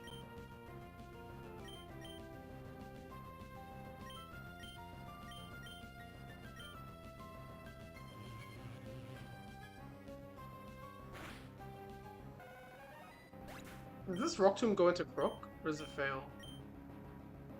It goes into Crook. Okay, that's fine. It's not a big deal. Crook is gonna fling again. Yep, okay. Thank God for this fight being bugged, otherwise we were in big, big, big trouble. Wait, this fight's massively bugged. I just got saved. I don't know how I should feel about that. Okay, I'm gonna Draco Meteor and one-shot the Flapple, right? Let me just double check it does actually do that. So I'm confused what changed to then. Did Crook end up buffing himself? That shouldn't have happened, I'm not gonna lie.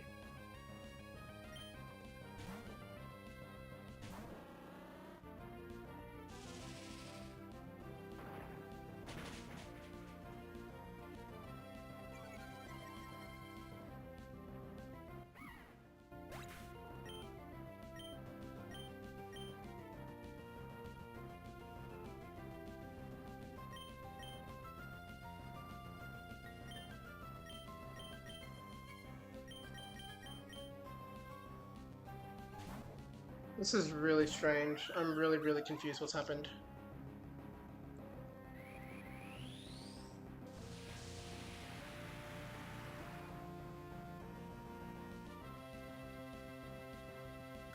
So we're not intimidated, so Leech Life will now kill Crocodile.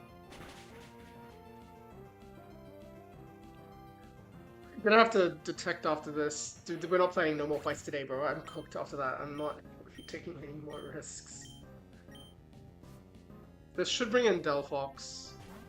Okay, good. Good, good, good. Should Poison Jab plus Fake Out.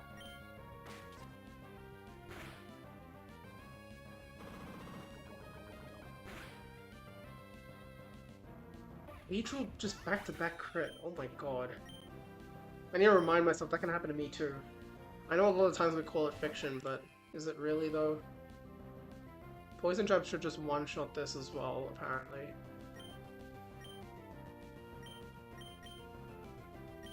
I mean, Lock Bunny can stay in, there's not really anything to do. You can click return.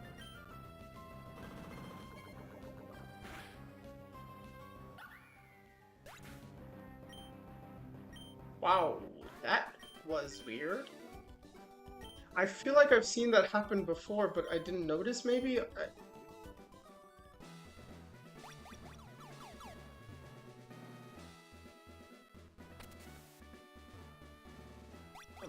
don't think that was supposed to happen, you know? But we still have 3 fights to plan. Oh my god, Jesus Christ. That is a scary prospect.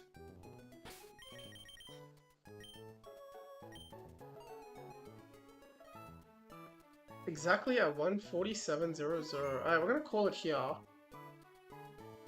I'm probably gonna go speak to Cash, who's actually made the bug list, and double check that.